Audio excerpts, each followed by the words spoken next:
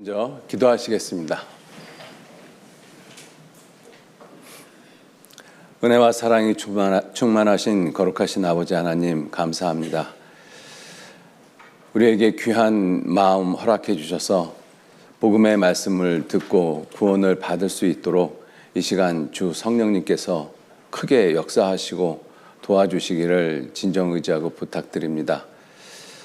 함께 말씀 앞에 나온 모든 분들, 하나님 말씀 앞에 겸손한 마음을 가지고 하나님 앞에서 구원받기를 간절히 원하는 그 귀한 마음 가지시고 하나님의 복음의 말씀, 진리의 말씀, 생명의 말씀을 들을 수 있도록 주님께서 붙잡아 주시고 인도해 주시기를 간절히 의지하고 부탁드립니다.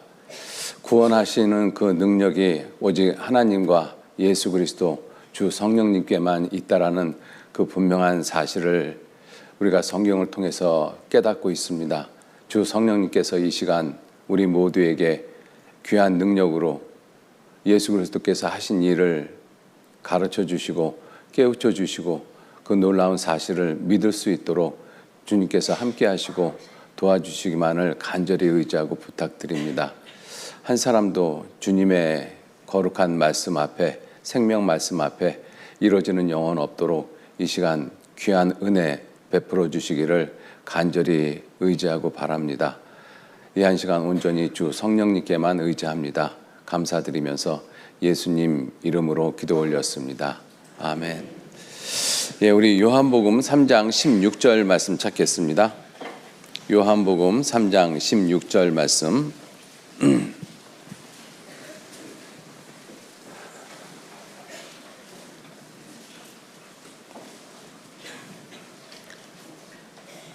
요한복음 3장 16절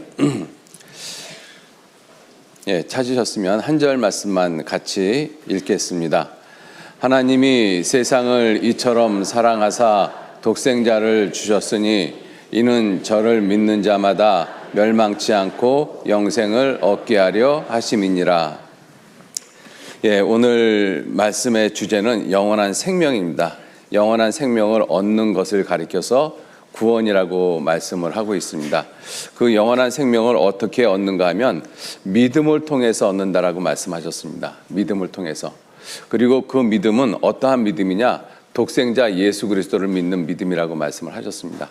오늘 말씀의 주제가 이 내용인 것입니다.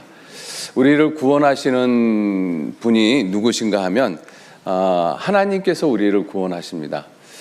우리가 이것을 생각하기 전에 먼저 생각해 볼 것이 하나 있는데요. 우리가 이제 구원을 받는다 이렇게 생각을 하면 사람인 내가 무엇을 해야지만 구원을 얻는 것으로 생각을 합니다. 그래서 앞으로 열심히 교회 다니고 그리고 열심히 하나님 말씀 배우고 그리고 착한 일을 하고 하나님이 주신 말씀을 열심히 지키고 그리고 기도도 열심히 하고 그러면 구원을 얻는 것으로 그렇게 생각을 합니다. 그것이 왜 그런가 하면 우리들이 이 삶 가운데서 어떠한 경지, 어떠한 도에 이르기 위해서 많은 사람들이 참선을 하고 고행을 하는 그러한 모습들을 많이 지켜봤거든요. 그래서 구원을 받는다라는 것이 어떤 경지에 오르는 것처럼 생각을 해요. 그러다 보니까 그 구원을 이루는 주체가 우리 사람으로 생각을 합니다. 그래서 내가 앞으로 열심히 지금까지 내가 성경 말씀을 이렇게 배웠던 것처럼 앞으로 성경을 더 열심히 배워서 그리고 성경 말씀대로 착하게 살아서 그리고 열심히 교회 다녀서 구원을 얻는다 이렇게 생각을 하거든요. 그것 또한 우리가 하나님에 대해서 성경에 대해서 갖는 오해 중에 하나인 것입니다.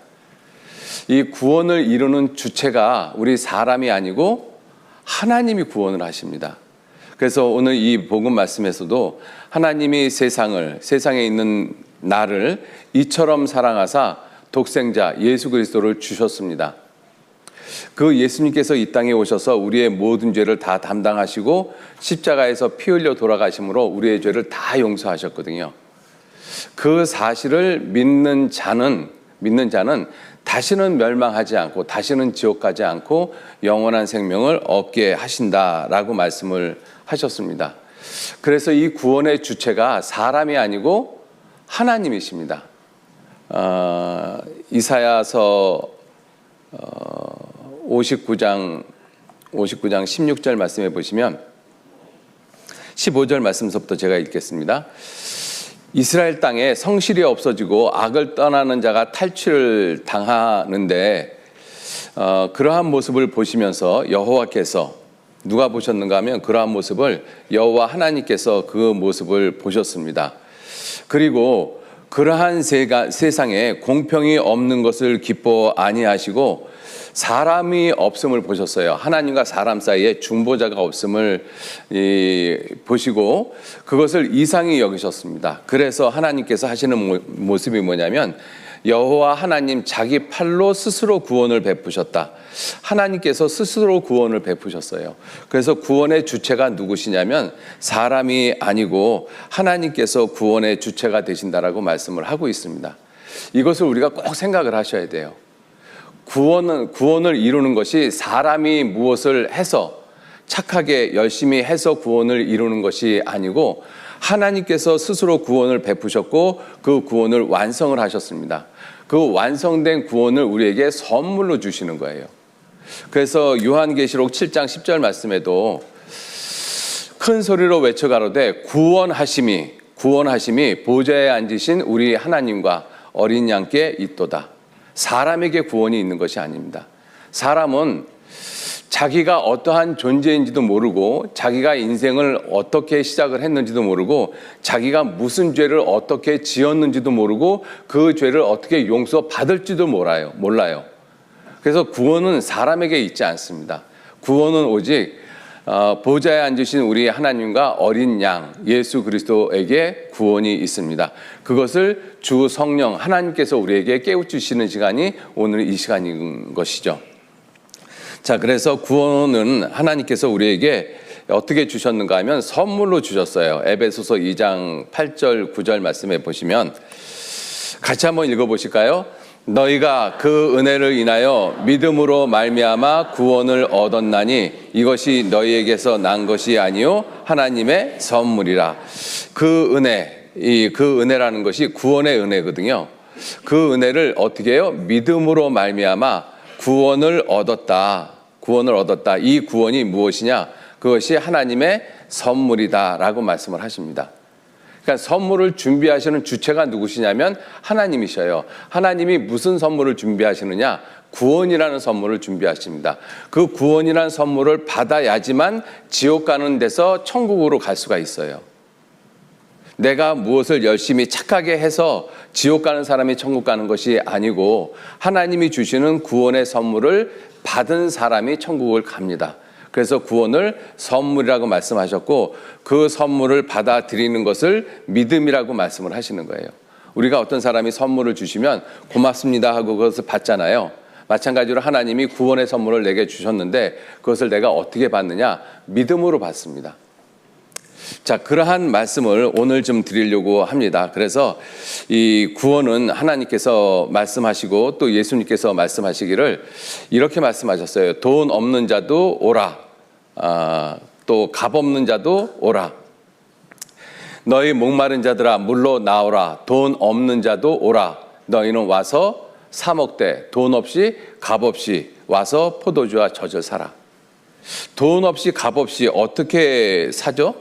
돈 없이 값 없이 와서 포도주와 젖을 살 수는 없죠. 이게 무슨 뜻이냐면 돈 없이 값 없이 와서 포도주와 젖을 산다라는 것이 그 값을 미리 지불하셨다라는 뜻입니다.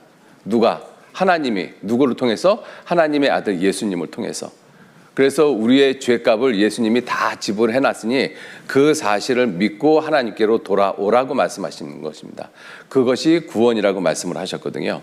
그래서 예수님께서도 하시는 말씀이 요한복음 7장 31절 말씀에 37절 말씀 죄송합니다. 37절 말씀에 명절 끝날 곧 큰 날에 예수께서 서서 외쳐 가라사대 누구든지 목마르거든 이 진리에 대해서 영원한 생명에 대해서 구원에 대해서 목마르거든 내게로 와서 마시라. 그래서 이 말씀은 어떤 의미를 포함하고 있는가 하면 간절함을 포함하고 있습니다. 정말 구원받기를 간절히 원하는 사람, 그 사람은 누구든지 오라. 그러면 예수님께서 책임지시겠다라고 말씀을 하십니다. 그래서 하나님 아버지의 뜻이 무엇이냐면 요한복음 6장 40절 말씀에 내 아버지의 뜻은 아들을 보고 믿는 자마다 영생을 얻는 것입니다. 이것이 하나님의 뜻이거든요. 이 하나님의 뜻이 오늘 우리 모두에게 이루어지기를 간절히 바라는 마음을 가지시고 우리 각자 기도하시면서 말씀을 들으시면 정말 좋겠습니다. 자, 그러한 마음으로 말씀을 들으시고요. 어저께 말씀을 드린 것처럼 이 예수 그리스도께서 하신 이 복음의 말씀이 믿어지기 위해서는 내가 정말 하나님 앞에 지금이라도 죽으면 지옥 갈 수밖에 없는 비참한 운명이구나. 이 운명에서 내가 어떻게 건짐을 받을 수 있을까? 하나님, 저를 불쌍히 여겨주시고 제 영혼을 구원해 주십시오. 이 마음이 진실되면 하나님은 그 사람을 구원하십니다. 이 감정이 크게 일어나고 그거는 두 번째 문제고요. 정말 그러한 마음이 내 속에서 진실하게 일어나고 있느냐, 그렇지 않느냐, 하나님은 그 마음의 중심을 보십니다. 그래서 그러한 마음을 가지시고 말씀을 꼭 들으시길 부탁드리겠습니다.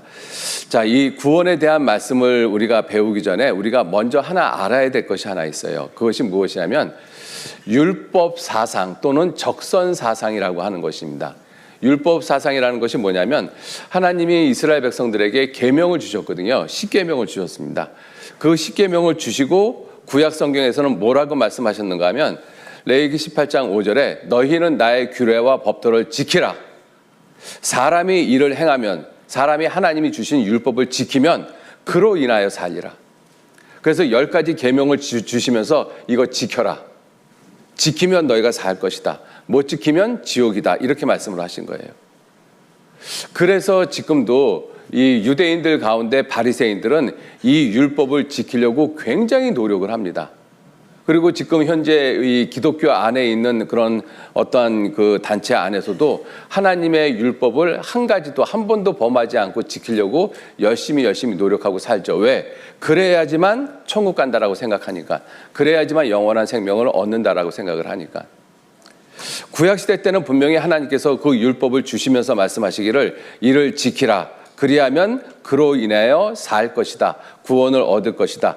분명히 이렇게 말씀을 하셨어요. 그래서 우리에게 율법을 주셨습니다. 출애굽기 20장 3절 말씀에 출애굽기 20장 3절 말씀에 너는 나 외에 다른 신들을 내게 있게 말지니라. 이게 첫 계명이거든요. 우리 이방인들은 벌써 이 계명 다 어겼습니다. 왜? 하나님이 누군지도 모르고 세상에 태어났잖아요. 두 번째 계명은 하나님을 생각하면서 어떤 우상도 만들지 말고 그 우상에게 절하지 말라. 근데 우리 민족은 그 하나님을 몰랐던 민족이기 때문에 이 우상 하나님이 아닌 다른 것들을 만들어 놓고 또는 산에 올라가서 큰 바위가 있으면 바위 밑에서 기도도 하고 큰 나무 밑에서 기도도 하고 또 나름대로 나무로 사람을 만들어 놓고 거기다가 금칠을 해놓고 거기다 기도도 하고 또 아니면 장독대에다 정화수 떠놓고 기도도 하고 이러한 모습이 우리 민족에 갖고 있었던 이 어떤 일종의 모습이잖아요. 그러니까 이 두 번째 계명은 우리는 다 어기고 살았다는 것입니다. 세 번째 계명이 무엇이냐면 여호와 하나님의 이름을 망령되이 일컫지 말라. 하나님의 이름을 망령되이 일컫지 말라. 이 의미는 뭐냐면 특히 교회를 다니시는 분들이 이 계명을 좀 심각하게 생각을 해보셔야 돼요. 내가 하나님을 믿는다라고 하면서 행동은 하나님하고 전혀 상관없이 사는 그 모습이 하나님의 이름을 욕되게 만드는 것이거든요. 이스라엘 백성들이 하나님의 백성인데 하나님의 말씀에 불순종함으로써 이스라엘 백성들이 전 세계에 쫓겨났습니다. 그러므로 해서 하나님의 이름이 욕을 먹었습니다. 그게 하나님의 이름을 망령되이 일컫는 모습이거든요. 말하고 행동하고 다른 모습, 그것이 하나님의 이름을 망령되이 일컫는 모습인 것입니다. 누가 그렇게 하나님의 이름을 망령되이 일컫느냐? 하나님을 아예 모르고 안 믿는 사람이 아니라 하나님을 믿는 사람들이 그렇습니다. 여러분들 종교의 모습을 보면 마태복음 23장 3절 말씀에 종교가들에게 예수님이 하시는 말씀입니다. 서기관과 바리새인들, 유대인들의 대표적인 종파들이죠. 그러므로 무엇이든지 저희의 말하는 바는 행하고 지키되 저희의 하는 행위는 본받지 말라. 왜? 저희는 말만 하고 행치 아니한다. 이것이 종교의 모습이거든요. 이러한 모습이 여호와 이름을 망령되이 일컫는 모습인 것입니다. 그죠? 여호와 이름을 망령되이 일컫는 모습. 우리의 삶에서도 이러한 모습들이 아주 많습니다.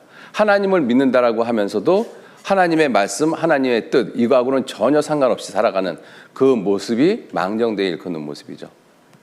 하나님을 믿는다라고 하면서 아직 구원받지 못한 모습도 그것도 망령되이 하나님의 이름을 망령되이 일컫는 모습이라고 말씀드릴 수 있습니다. 자, 그리고 네 번째, 안식일을 기억하여 거룩히 지키라. 우리는 안식일이 무엇인지도 몰랐잖아요. 그래서 이방인들은 첫째, 둘째, 셋째, 넷째 이 네 계명을 갖다가 다 어기고 산 사람들입니다. 그 사람들이 나머지 계명을 다 지킨다고 해도 이미 네 번째 계명까지 다 어겼어요. 우리들은. 그러니까 계명을 지킬 수가 없다라는 것이죠. 다섯 번째 계명이 무엇이냐면 내 부모를 공경하라. 여러분들 이 하나님의 이 계명 앞에 서서 저 정말 부모님 공경했습니다라고 이 부끄럽지 않게 이야기하실 분들이 있으세요? 한 사람도 없습니다. 그죠? 살인하지 마라. 이 형제 자매를 미워하는 것도 살인이라고 말씀을 하셨어요. 간음하지 말라. 여자를 보고 남자를 보고 음욕을 품는 자마다 마음에 이미 간음하였느니라. 도적질하지 마라. 거짓말하지 마라. 이웃의 것을 탐내지 말라. 이 10가지 계명을 주셨거든요. 10가지 계명 지키실 수 있었습니까? 지키셨습니까? 지킨 사람 아무도 없어요. 이 하나님께서 그러면 이 계명을 왜 주셨는가? 왜 지키라고 하셨는가? 지키라고 하신 이유가 있어요. 정말 거짓말 안 하고 살려고 노력을 하다가 보면 나는 거짓말 안 할 수 없는 존재라는 것을 깨달아요. 부모를 공경하라는 계명 앞에서 나는 부모를 절대로 하나님 말씀처럼 공경할 수 없는 사람이라는 것을 깨닫습니다. 부모를 공경할 때. 그죠? 부모를 정말 공경하지 않는 자식은 어쩌다가 부모한테 용돈 한번 주고 생일날 한번 찾아보고 그러한 모습으로 부모 공경 다 했다라고 하거든요. 근데 1년 365일 그 부모님 그 병간호를 하는 그러한 자식의 입장에서는 아, 내가 정말 부모 공경하지 못하는 사람이구나. 이러한 내 마음속에 부모가 빨리 돌아가시길 바라는 내 마음을 자기 자신이 보고 있잖아요. 하나님 앞에서 내가 계명을 지킬 수 없는 사람이라는 것을 깨닫는 것이죠. 그래서 계명을 주신 이유는 무엇 때문에 주셨는가 하면 로마서 3장 20절 말씀 같이 읽겠습니다. 그러므로 율법의 행위로 그의 앞에 의롭다 하심을 얻을 육체가 없나니 율법으로는 죄를 깨달음이니라. 우리가 하나님 앞에 어떠한 모습으로 죄를 짓고 살아가는지 그거를 깨우쳐 주시기 위해서 율법을 지켜보라고 말씀하시는 거예요. 거짓말하지 마라. 너 거짓말 정말로 안 하려고 한번 노력해봐라. 너 거짓말 안 할 수 있는가? 도둑질 하지 마라. 너 도둑질 하지 않으려고 정말 노력 한번 해봐라. 도둑질 안 할 수 있는가? 우리는 거짓말 할 수밖에 없는 존재이고 간음할 수밖에 없는 존재이고 살인할 수밖에 없는 존재이고 도적질 할 수밖에 없는 존재인 것을 깨닫게 하기 위해서 율법을 지켜보라고 말씀하신 거예요. 근데 그 원 의미를 알지 못하고 율법을 지키면 천국 가지요. 지금도 교회 다니시는 많은 분들이 그렇게 말씀 많이 하십니다. 율법 지키면 천국 가지요. 교회 열심히 다니면 천국 가지요. 새벽기도 열심히 하면 천국 가지요. 모두가 다 자기 행위를 의지하고 천국 간다라고 말씀하고 있잖아요. 그것이 아닌 것이에요. 그래서 율법을 지키려면 하나님께서 어떻게 지키라고 말씀하셨는가 하면 갈라디아 3장 10절 말씀에 무릇 율법 행위, 율법을 지키는 행위를 가리키죠. 율법을 지키는 행위에 속한 자들은 은혜 아래에 있는 것이 아니라 저주 아래에 있다. 이유가 무엇이냐? 기록된 바 누구든지 율법 책에 기록된 대로 온갖 일을 항상 행하지 아니하는 자는 저주 아래 있는 자라. 이걸 어떻게 율법 책에 있는 유대인들이 구약 성경에 기록된 율법이 613가지라고 이야기를 하거든요. 613가지. 이것을 한 가지도 한 번도 범하지 않아야지만 하나님은 지켰다라고 말씀하시는 거예요. 그래서 성경에 또 다른 성경에 말씀하시기를 야고보서 2장 10절 말씀에 누구든지 온 율법을 지키다가 모든 율법을 다 지켰어요. 지키다가 그 하나에 거치면 모두 범한 자가 된다. 이것이 하나님의 기준이거든요. 이렇게 한번 말씀을 드려볼게요. 어떤 사람이 태어나서 율법을, 하나님이 주신 율법을 놀라운 모습으로 다 지켰어요. 그런데 마지막 죽을 때 너무 힘들어가지고 AC 그리고 죽었을 거예요. 그러면 하나님이 이 모든 것 다 어긴 것으로 보신다라는 것입니다. 이것이 하나님의 기준이에요. 하나님이 율법을 지키라고 하는 기준. 이 기준을 누가 지킬 수 있겠어요? 아무도 없어요. 그죠? 율법을 지켜서 천국 갈 사람 한 사람도 없다. 그것을 하나님을 안 믿는 사람은 그것을 뭐라고 이야기를 하는가 하면 깨끗하고 선하고 바르게 살면, 착하게 살면, 그러면 궁극에 죽어서 좋은 데 간다. 그것이 적선 사상이거든요. 적선이 뭐냐면 선을 쌓는 거예요. 이렇게. 그래서 옛날에 거지들이 한 푼만 적선하십시오, 한 푼만 적선하십시오, 이렇게 구걸을 했잖아요. 나한테 동전 하나 줘서 당신 선을 계속 쌓으면 나중에 죽어서 좋은 데 갑니다. 이러한 사상들을 사람들이 가지고 있어요. 교회, 종교에서도 이런 모습을 가지고 있고. 그런데 이 종교가 됐든 사람의 일반적인 마음이 됐든 착하게 하나님의 율법을 지켜서 그래서 천국 갈 사람은 단 한 사람도 없다. 성경은 분명하게 말씀을 하고 계십니다. 갈라디아서 2장 16절 말씀에 사람이 의롭게 되는 것은, 의롭게 된다는 것은 하나님과 같아진다라고 생각하시면 쉽습니다. 죄가 전혀 없게 된다. 그런 의미를 가지고 있거든요. 사람이 의롭게 돼서 천국 가게 되는 것은 율법의 행위, 율법을 지키는 행위에서 난 것이 아니요 오직 예수 그리스도를 믿음으로 말미암는 줄 아는 거로 우리도 예수 그리스도를 믿나니 이는 우리가 율법의 행위에서 아니고 그리스도를 믿음으로써 의롭다함을 얻으려 함이라. 율법의 행위로는 의롭다함을 얻을 육체가 없느니라. 성경은 아주 분명하게 말씀하고 계시죠. 착하게 살아서 천국 갈 사람 없다. 아주 분명하게 말씀하십니다. 그러니까 우리가 생각하는 그 기본적으로 하나님에 대해서 또 성경에 대해서 이 구원에 대해서 오해하고 있는 이것들을 좀 풀으셔야 돼요. 그래서 하나님께서 이 율법을 구약시대 때 율법을 주셨잖아요. 지키라 그리하면 살리라. 그런데 그 율법을 하나님이 폐하셨다라고 말씀하십니다. 히브리서 7장 18절 말씀에 전액 계명이 연약하며 무익함으로 폐하고, 이 전액 계명이 대표적인 것이 십계명을 가리키고 있거든요. 이 십계명이 연약하며 무익하고 그래서 폐해버렸다. 여러분들 계명은 절대로 연약하고 무익하지 않습니다. 로마서 7장 12절 말씀에 보면 율법도 거룩하고 의롭고 선하도다 이렇게 말씀하셨거든요. 하나님의 완전하신 모습, 거룩하신 모습을 그대로 투영하고 있는 것이 율법의 모습이십니다. 그런데 그러한 계명을 연약하기 때문에 무익하기 때문에 하나님이 폐해버리셨다. 이 말씀이 계명을 폐했다라는 그 뜻이 아니고 그 완전한 계명을 지켜야 되는 사람이 연약하고 사람이 무익하기 때문에 사람이 율법을 지켜서 천국 가는 길을 폐해버리셨다는 뜻입니다. 그래서 착하게 살아서 천국 갈 사람 없다. 이렇게 말씀하시는 거예요. 자, 그러면 우리가 천국 갈 수 있는 길이 없어져 버렸잖아요. 지옥 가는 사람이 천국을 가야 되는데 천국 갈 수 있는 유일한 길이 사실은 이 율법을 지켜서 착하게 살아서 천국 간다라고 생각을 했는데 그 길이 아니다라고 성경은 말씀하시거든요. 그럼 길이 없어졌잖아요. 그런데 그 길은 하나님이 폐하시고 다른 길을 주셨습니다. 다른 길. 율법은 아무것도 온전케 하지 못하기 때문에 율법은 아무것도 온전케 못할지라 율법을 지켜서는 누구도 천국에 못 간다라고 말씀하시는 거예요. 그래서 이에 율법보다 더 좋은 소망이 생기니 이것으로 우리가 하나님께 가까이 가느니라. 율법보다 더 좋은 소망, 이것이 무엇이냐면 예수 그리스도의 십자가의 공로입니다. 그 십자가를 믿음으로써 천국 가는 거예요.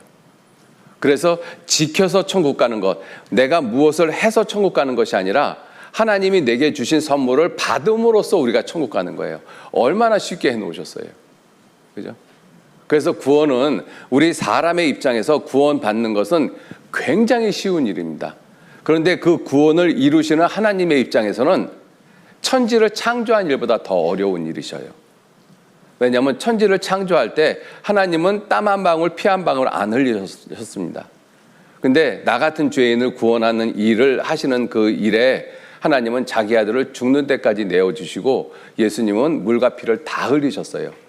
창조하는 일이 더 큽니까? 아니면 구원하는 일이 더 큽니까? 구원하는 일이 훨씬 더 크죠. 왜? 구원하는 일에는 하나님이 자기 아들을 죽는 데까지 내어주신 희생을 하셨던 것입니다.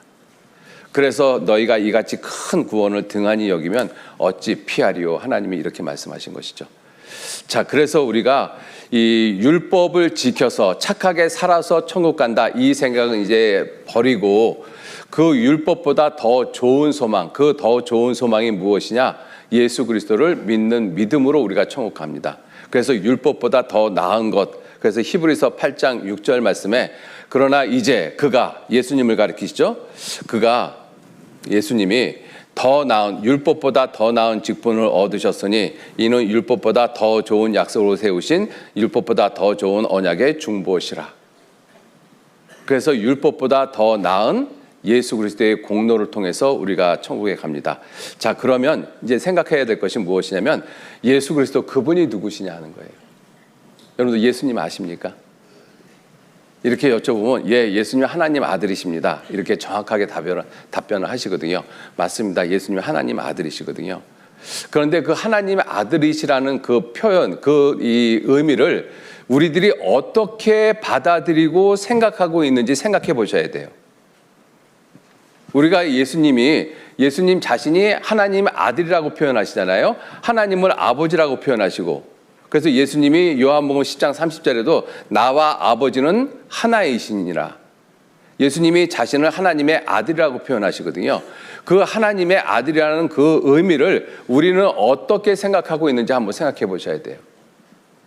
어떻게 생각하고 있는가 하면 사람의 입장에서 아버지와 아들의 관계로 생각을 하고 있습니다.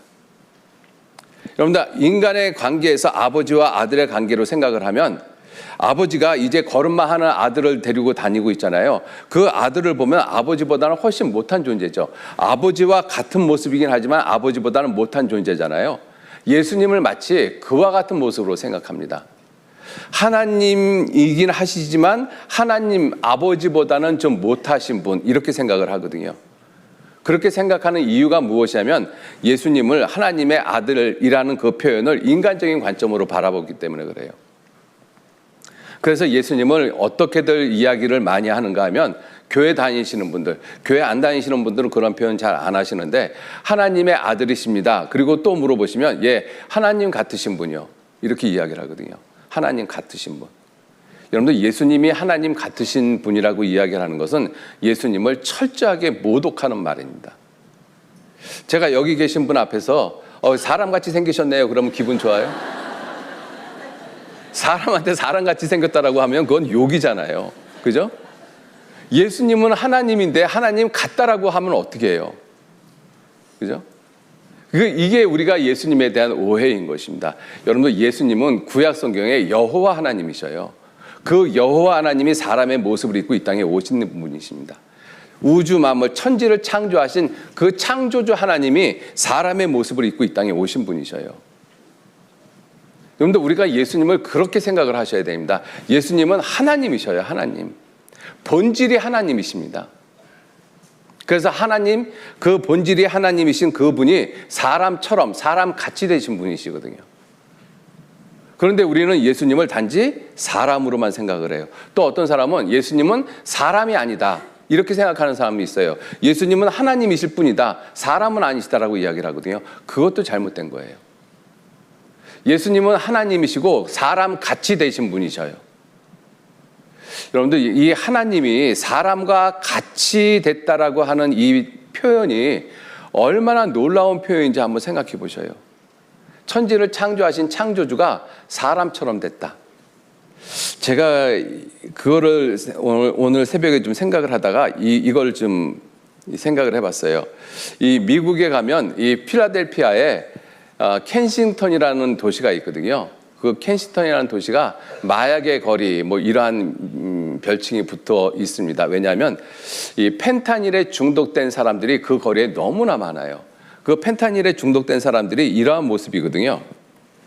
이 모습이 펜타닐에 중독된 모습입니다.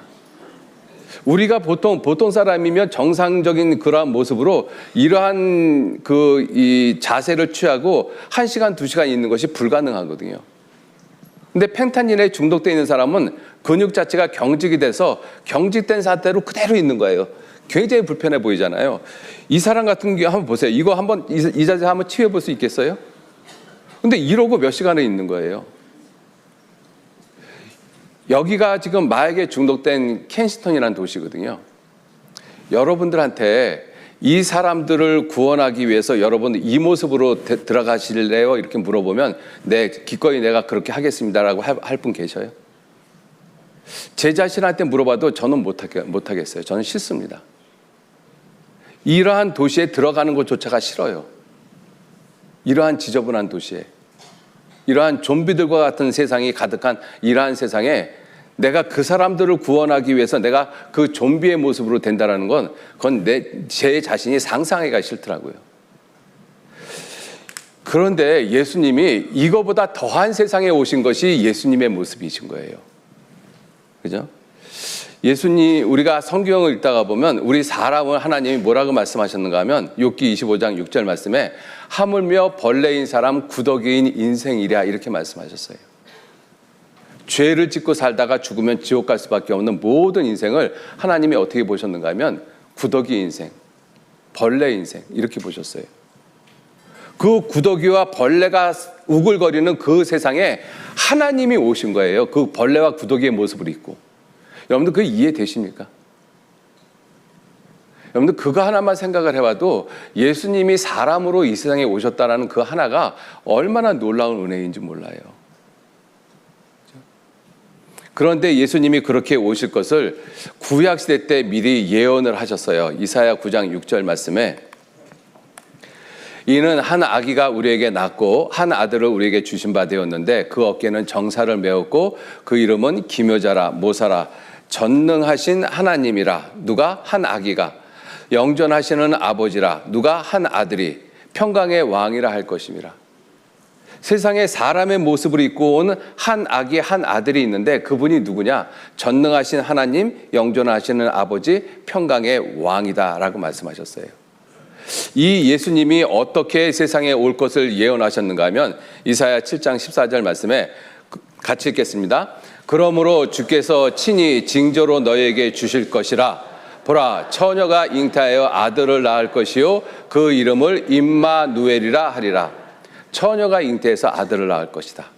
어떤 할머니가 그럼 총각이 잉태하나? 뭐 이렇게 얘기를 하시는데 그런 뜻이 아니고 남자하고 상관없이 잉태돼서 이 땅에 오시는 분이라고 말씀하시는 거예요. 예수님은 남자하고 상관없이 이 땅에 오셨습니다. 왜요? 남자하고 상관이 있다는 것은 다 아담 자손이라는 뜻이거든요. 아담 자손이면 예수님도 죄인의 모습이 돼요. 그러니까 예수님이 남자하고 상관이 있이 이 세상에 와서는 안 되시는 것이죠. 왜? 사람의 죄를 용서해야 되기 때문에 사람의 육체는 필요하지만 죄는 없는 육체가 필요하신 거예요. 그러려면 죄가 없는 모습이 되려면 사람하고 남자하고는 상관이 없어야 되죠. 그러나 사람의 모습으로 와야 되기 때문에 여자의 몸은 필요했던 거예요. 그래서 여자의 몸에다가 하나님이 초월적으로 잉태케 해서 이 세상에 오시는 분, 그분이 누구시냐? 임마누엘 하나님. 임마누엘이라는 뜻이 하나님이 우리와 함께 계시다라는 뜻이거든요. 예수님이 이 땅에 계실 때 우리와 함께 계셨어요. 그분이 누구셔요? 하나님이십니다.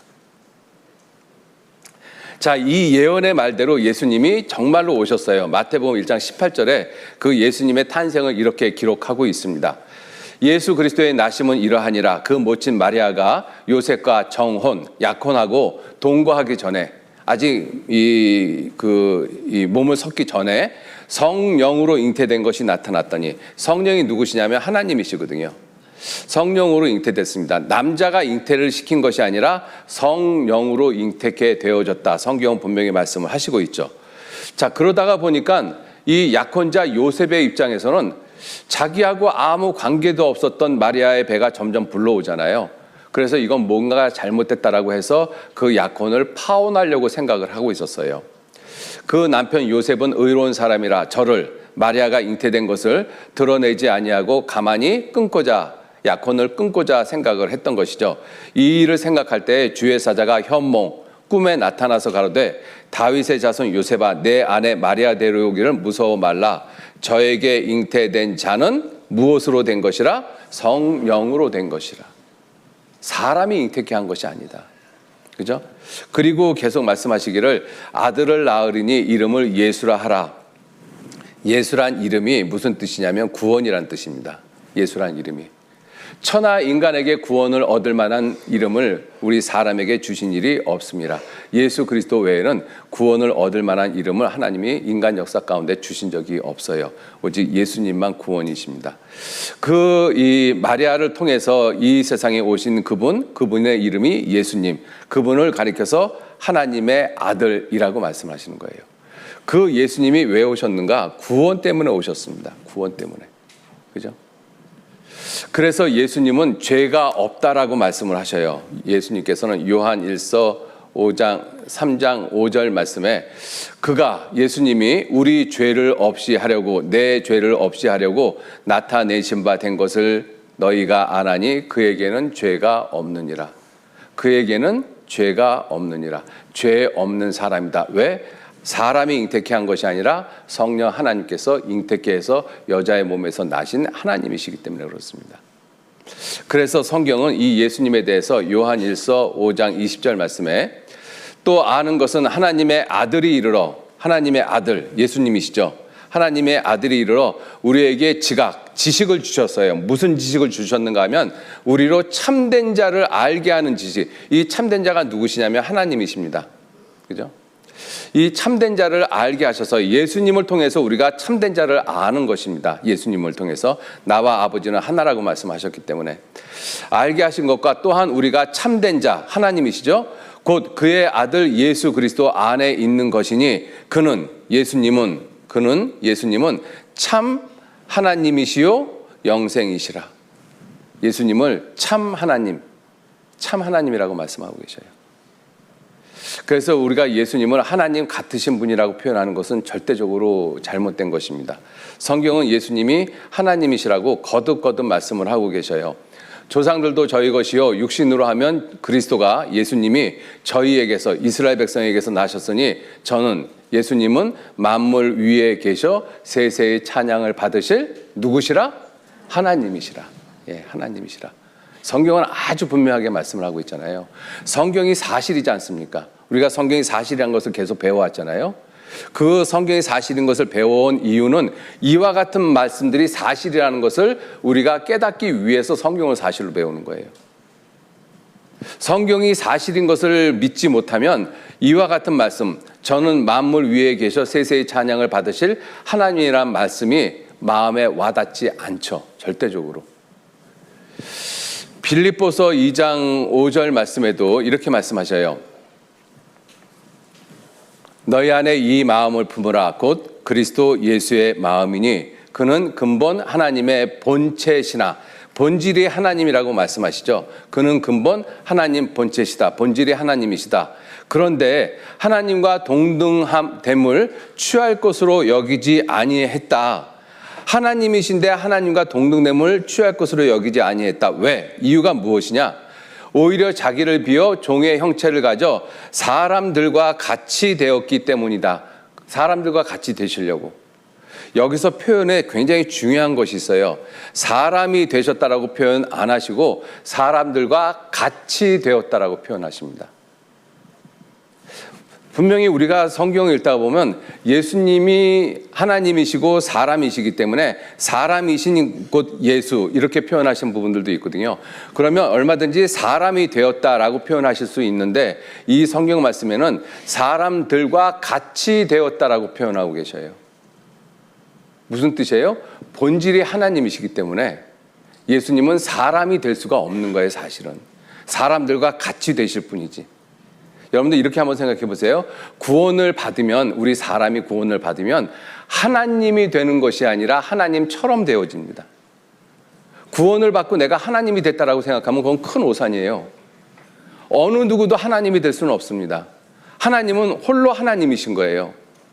그분이 사람을 만들어서 하나님과 함께 살기 위해서 사람을 만들었거든요. 그 사람을 하나님과 같이 되게 하시는 일을 하나님이 하시는 것입니다. 그래서 구원을 받으면 이 지옥 갈 수밖에 없는 죄인이 하나님과 같이 되어지는 거거든요. 하나님이 되어지는 것이 아니라. 왜? 사람은 본질이 사람이기 때문에 그래요. 그래서 이 사람이 구원을 받아도 그 사람은 하나님이 되는 것이 아니라 하나님 같이 되어집니다. 마찬가지로 예수님이 사람이 되신다라고 표현 안 하시고 사람들과 같이 되셨다라고 말씀하신 이유는 그 본질이 하나님이시기 때문에 그래요. 그는 본체가 하나님이시기 때문에 그렇습니다. 본질이 하나님이시기 때문에. 그래서 우리가 예수님을 생각할 때는 예수님은 하나님이신데 그 하나님이 사람의 모습을 입고 이 땅에 내려오신 창조주 하나님, 구원자 하나님이시라는 것입니다. 이게 참 놀라운 것이죠. 그죠? 예수님만이 구원자 하나님이시거든요. 자, 그 예수님을 통해서 우리가 이제 구원을 받습니다. 그 예수님을 통해서. 그죠? 예수님이 이 땅에 왜 오셨느냐? 아까도 말씀을 드렸지만 구원하시기 위해서 오셨어요. 그래서 누가복음 19장 10절 말씀에 인자에 온 것은, 예수님이 이 세상에 온 것은 잃어버린 자를 찾아 구원하려 하심이라. 우리를, 나 같은 죄인을 구원하기 위해서 하나님이신 사람이 사람들과 같이 되셔서 이 땅에 오셨어요. 그분이 예수님이십니다. 예수님께서 이 세상에 오신 목적은 나 같은 죄인을 구원하기 위해서 이 세상에 오셨어요. 그럼 구원이 뭐냐 하는 거예요. 구원이 무엇이냐면 누가복음 1장 77절에 같이 읽겠습니다. 주의 백성에게 그 죄 사함으로 말미암는 구원을 알게 하리니. 구원이 무엇이냐면 죄 사함입니다. 내가 지은 모든 죄를 다 용서받는 거예요. 다. 모든 죄를 다 용서받는 것입니다. 이게 참 놀랍죠. 그죠? 예수님은 그 일 때문에 오셨어요. 예수님은. 그래서 예수님은 우리를 구원하시기 위해서 오셨는데, 그 구원하시기 위해서 오셨다라는 것은 다른 말로 우리의 죄를 용서하기 위해서 오셨다. 그 일을 아버지 하나님도 하시고 아들 하나님도 하시고 성령 하나님도 하셔요. 구원에 대해서 삼위의 하나님이 동일한 일을 하십니다. 아버지 하나님은 구원을, 나 같은 죄인을 구원하실 것을 창세 전서부터 예정, 계획하셨어요.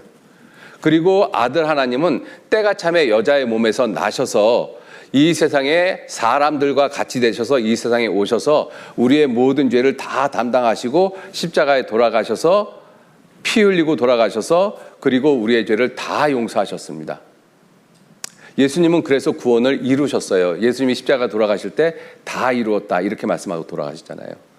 그렇게 이루어 놓으신 구원을 우리에게 우리 마음 가운데 믿어지도록 깨우쳐 주시는 분이 누구시냐면 성령 하나님이신 것입니다.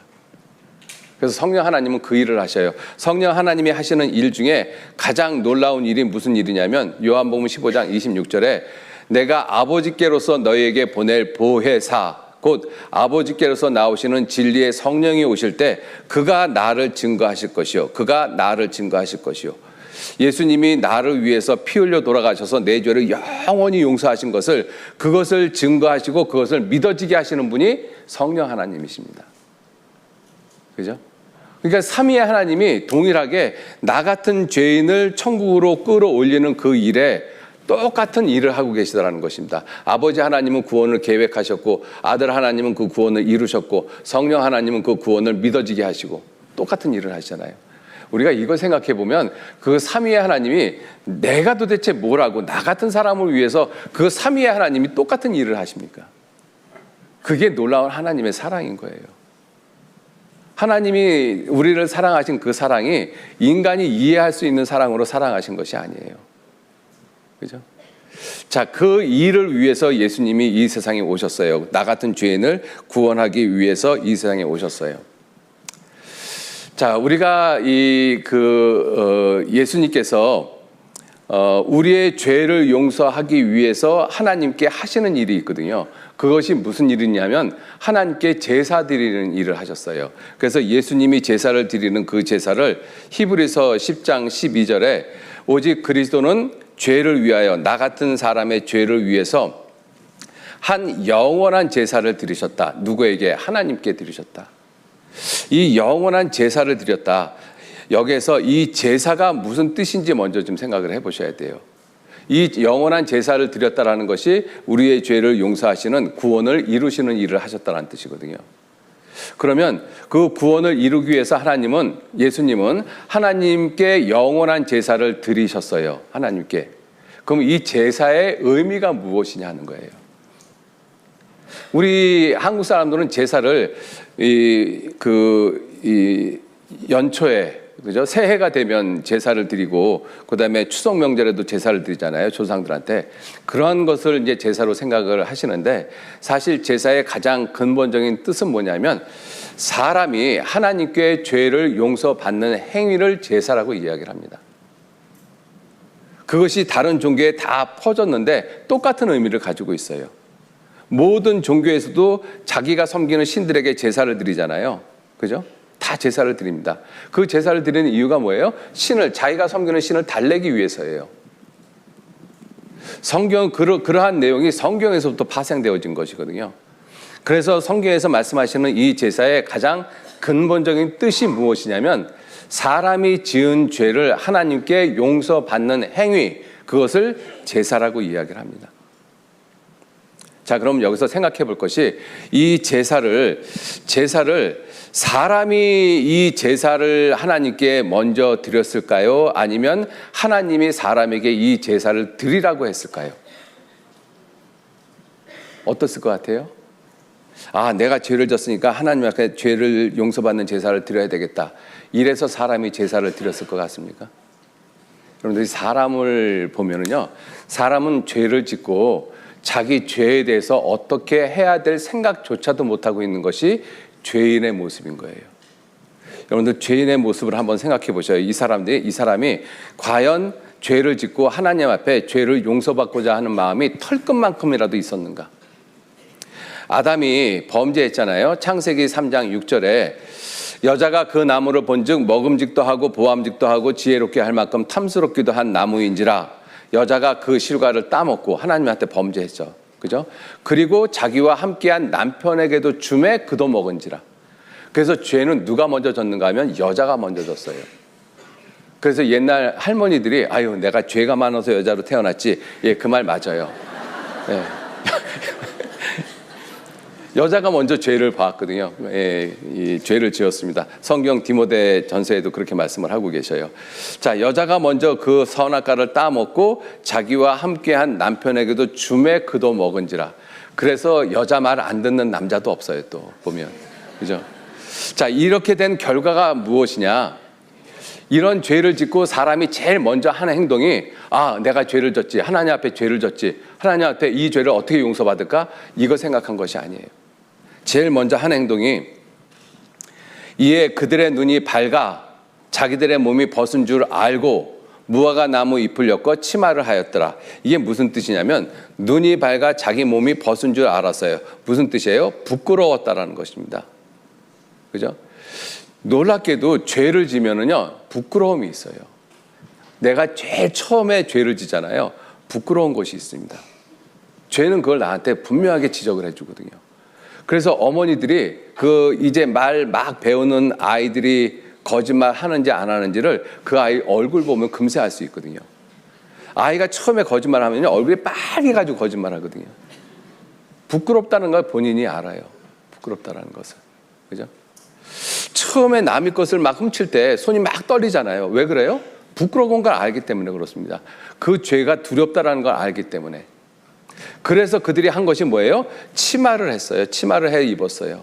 부끄러움을 가리우는 행위. 이것이 인간이 죄를 짓고 제일 처음 하는 행위입니다. 부끄러움을 가리우는 행위. 거기에 죄 용서받고자 하는 마음 하나도 없잖아요. 그죠? 두 번째, 그들이 날이 서늘할 때 동산에 거니시는 여호와 하나님의 음성을 듣고 아담과 그 아내가 여호와 하나님의 낯을 피하여 동산 나무 사이에 어떻게 했어요? 숨은지라. 두 번째가 숨는 거예요. 두 번째가. 이건 우리들의 경험 가운데 아주 많이 있습니다. 우리가 어렸을 때 숙제를 안 하고 학교를 가잖아요. 그러면 학교 가는 내내 무슨 생각하는가 하면, 오늘 학교 불 안 나나? 오늘 선생님 아프지 않나? 이거 생각하거든요. 내가 아버지한테 죄를 졌어요. 그러면 딴 때 같았으면 아버지가 일찍 들어오길 바라는데 오늘 아버지 출장 좀 갔으면 좋겠다. 아버지 안 들어오셨으면 좋겠다. 이게 숨는 마음이거든요. 그죠? 숨는 마음이에요. 여기에서도 죄를 용서받고자 하는 마음 털 것만큼도 없잖아요. 자, 세 번째. 이제 그 죄가 백일하에 드러났어요. 여호와 하나님이 아담을 부르시며 그에게 이르시되 내가 어디 있느냐? 가로되 내가 동산에서 하나님의 소리를 듣고 내가 벗었음으로 두려워하여 숨었습니다. 가라사대 누가 너의 벗었음을 내게 고하였느냐? 내가 너더러 먹지 말라 명한 그 나무의 실과를 내가 먹었느냐? 이제 죄가 아주 백일하에 드러났잖아요. 이때라도 그럼 하나님 어떻게 하면 제가 용서를 받을 수 있죠? 이렇게 해야 되잖아요. 그런데 놀라운 것이 뭐냐면 아담이 가로되 하나님이 주셔서 나와 함께 하신 그 여자 있잖아요. 그 여자가 그 나무 실과를 내게 줌으로 내가 먹었습니다. 제일 먼저 책임이 누구한테 있어요? 하나님. 두 번째, 하나님이 만들어주신 여자. 내가 언제 여자 만들어 달라고 그랬어요? 하나님 마음대로 나 잠들게 해놓고 갈비뼈 마음대로 빼놓고 그리고 그 여자 만들어 놓고 그 여자 때문에 내가 이거 먹었어요. 그러니 하나님, 내가 죄를 지은 것이 누구 탓입니까? 제일 먼저 하나님 탓이잖아요. 두 번째는 저 여자 탓이고. 그죠? 이게 인간의 모습인 것입니다. 이러한 모습에서 어디 하나님 앞에 죄 용서받고자 하는 모습이 조금이라도 보여요? 한 가지도 안 보입니다. 그러니 제사는 사람이 만들어낸 것이 아니에요. 제사는 사람이 하나님께 지은 죄를 용서받는 행위라고 말씀을 드렸잖아요. 사람은 죄를 짓고 하나님 앞에 그 죄를 용서받고자 하는 마음이 털끝만치도 없어요. 결국 최종적인 모습이 뭐예요? 자기가 분명히 죄를 졌는데 계속 남 탓하고 있잖아요. 우리가 죄를 지면 다 그렇지 않습니까? 그죠? 어떤 문제가 생기면 계속 쟤 때문에 자기는 잘못이 하나도 없고 이 모습이 그대로 우리에게 있는 거예요. 이러한 사람이 어떻게 하나님 앞에 죄 용서받는 제사를 드리겠어요? 그래서 죄를 용서받는 제사는 사람에게서부터 시작된 것이 아니라 하나님께서부터 시작됐습니다. 사람은 죄를 용서받고자 하는 마음이 없었을 때 놀랍게도 하나님이 이 아담과 하와를 위해서 죄를 용서받는 길을 열어주셨어요. 그것이 무엇이냐면 창세기 3장 21절에 여호와 하나님이 아담과 그 아내를 위하여 가죽옷을 지어 입히시니라. 가죽옷. 그죠? 아담과 하와도 옷을 해 입었어요. 무슨 옷을 해 입었어요? 치마를 해서 입었습니다. 그런데 그것은 진정으로 부끄러움을 못 가리웠어요. 근데 하나님이 만들어주신 이 가죽옷은 진정으로 사람의 부끄러움을 가리웁니다. 이유가 무엇이냐면 하나님은 두 가지의 모습이 있습니다. 두 가지 속성. 하나님에게는 두 가지 성품이 있거든요. 두 가지 성품이 첫째는 공의의 모습이에요. 어느 부분에 대해서도 완전히 의롭고 정의로우신 그러한 모습이시고 하나는 사랑의 모습이십니다. 이 공의의 하나님이 법을 만들었는데 그 법이 무슨 법이냐면 죄 삭슨 사망이요. 이 법을 만드셨어요. 그리고 사랑의 법은 대신 죽어도 된다라는 법을 만드셨어요. 죄 삭슨 사망인데 그런데 대신 죽어도 된다. 이 법을 만든 것이 하나님의 사랑의 법입니다. 하나님은 이 공의와 사랑 이 두 가지의 모습을 가지고 우리 사람을 용서하셔요. 자, 그래서 하나님이 만들어 놓으신 이 가죽옷에는 이 사랑과 공의 두 가지 모습이 다 있다라는 것입니다. 보세요. 이 가죽옷을 왜 만드셨는가 하면 아담과 하와 때문에 만들었어요. 아담과 하와가 누구냐면 죄를 진 죄인입니다. 죄인을 위해서 가죽옷을 만드셨거든요. 그 가죽옷을 만들려면 어떤 생명이 죽어야 돼요. 어떤 생명이 죽어야 됩니다. 근데 그 생명이 어떻게 죽는 거예요? 아담과 하와 그 죄인들을 위해서 대신 죽는 거예요. 죽는다라는 것은 공의예요. 죄 삭슨 사망이니까. 대신 죽는 것은 사랑인 것입니다. 그래서 가죽옷에는 하나님의 사랑과 공의가 함께 나타나요. 그 모습이 십자가의 모습이기 때문에 그렇습니다. 이 가죽옷이 예수 그리스도의 모습이거든요. 예수님은 죽으셨어요. 우리의 죄를 위해서. 우리의 죄를 위한다라는 것은, 우리의 죄를 담당하셨다라는 것은 사랑의 모습이고, 그것 때문에 죽으셨다라는 것은 하나님의 공의의 모습이에요. 하나님은 이와 같이 자신의 성품을 절대로 흐트러뜨리지 아니하시고 우리를 구원하시는 분이십니다.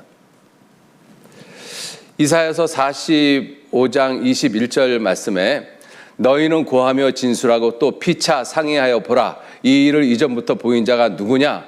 예로부터 고한 자가 누구냐? 나 여호와가 아니냐? 나 외에 다른 신이 없나니 나는 공의를 행하며 구원을 베푸는 하나님이라. 이와 같이 사랑과 공의가 완전하게 이루어지면서 사람의 영혼을 구원하는 신은 나밖에 없느니라. 하나님이 이렇게 말씀하시는 거예요. 하나님이 내가 지은 죄를 그냥 눈 감고 묵인해 주는 것이 아닙니다. 반드시 그 죄에 대한 대가를 지불하셔야만 되는 거예요. 그 대가를 누가 지불하셨는가 하면 놀랍게도 하나님이 자기 아들을 통해서 그 죄에 대한 대가를 지불하도록 하셨습니다. 그래서 예수님이 이 땅에 오신 것이거든요. 그래서 이 가죽옷의 이 비밀이, 가죽옷이 바로 예수 그리스도를 말씀을 하고 있습니다. 이 가죽옷, 이 하나님의 사랑과 공의가 완전하게 나타난 모습이 이 가죽옷의 모습이거든요.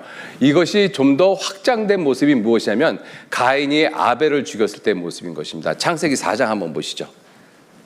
창세기 4장.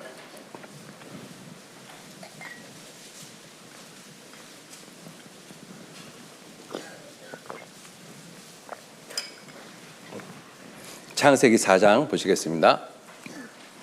창세기 4장 2절 말씀부터 보시면 아담과 하와가 에덴 동산에서 쫓겨난 이후에 가인과 아벨을 낳았습니다. 가인과 아벨 두 사람만 낳았다라고 생각하시면 참 오해예요. 그죠?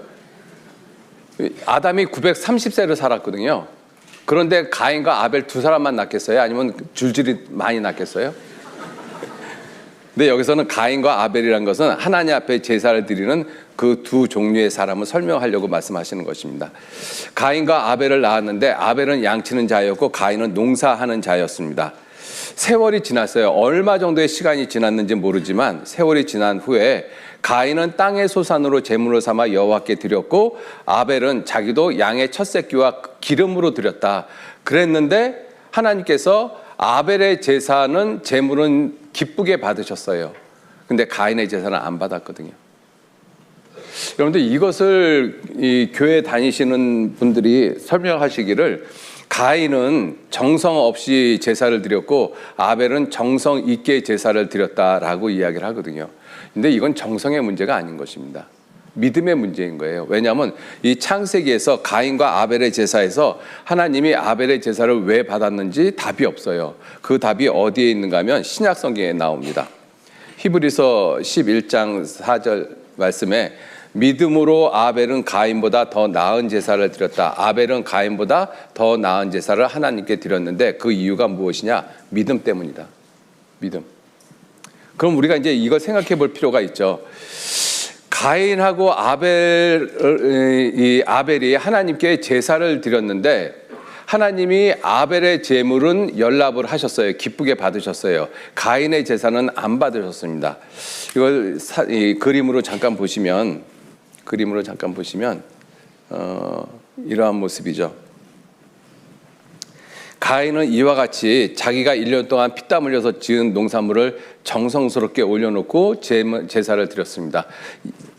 아벨은 양새끼 죽여가지고 이렇게 제사를 드렸거든요. 인간의 모습으로 봤을 때, 정성의 모습으로 봤을 때는 가인의 제사가 훨씬 더 정성이 있죠. 그런데 왜 하나님은 아벨의 제사는 받으시고 가인의 제사는 안 받으셨느냐? 그 답을 히브리서 11장 4절에 아벨은 믿음으로 제사를 드렸다라는 거예요. 도대체 아벨이 갖고 있는 믿음이 뭐냐 하는 것이죠. 믿음이. 그죠? 아벨은 이 믿음을, 하나님이 기쁘게 받으시는 이 믿음을 도대체 어떻게 얻었느냐? 성경에 로마서 10장 17절 말씀에 같이 읽겠습니다.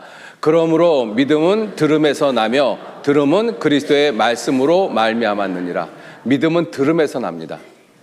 아벨이 그 믿음이 생겼거든요. 그 믿음이 어디서 생겼는가 하면 어머니의 아버지로부터 들은 것이 있어요. 에덴 동산에 대해서 들은 것이 있고, 그리고 에덴 동산에서 쫓겨난 이야기, 가죽옷에 대해서 들은 것이 있습니다.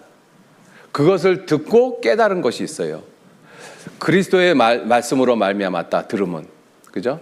아벨이 무엇을 깨달았는가 하면 그 아버지 어머니가 잊고 있었던 가죽옷의 비밀에 대한 것을 깨달은 거예요.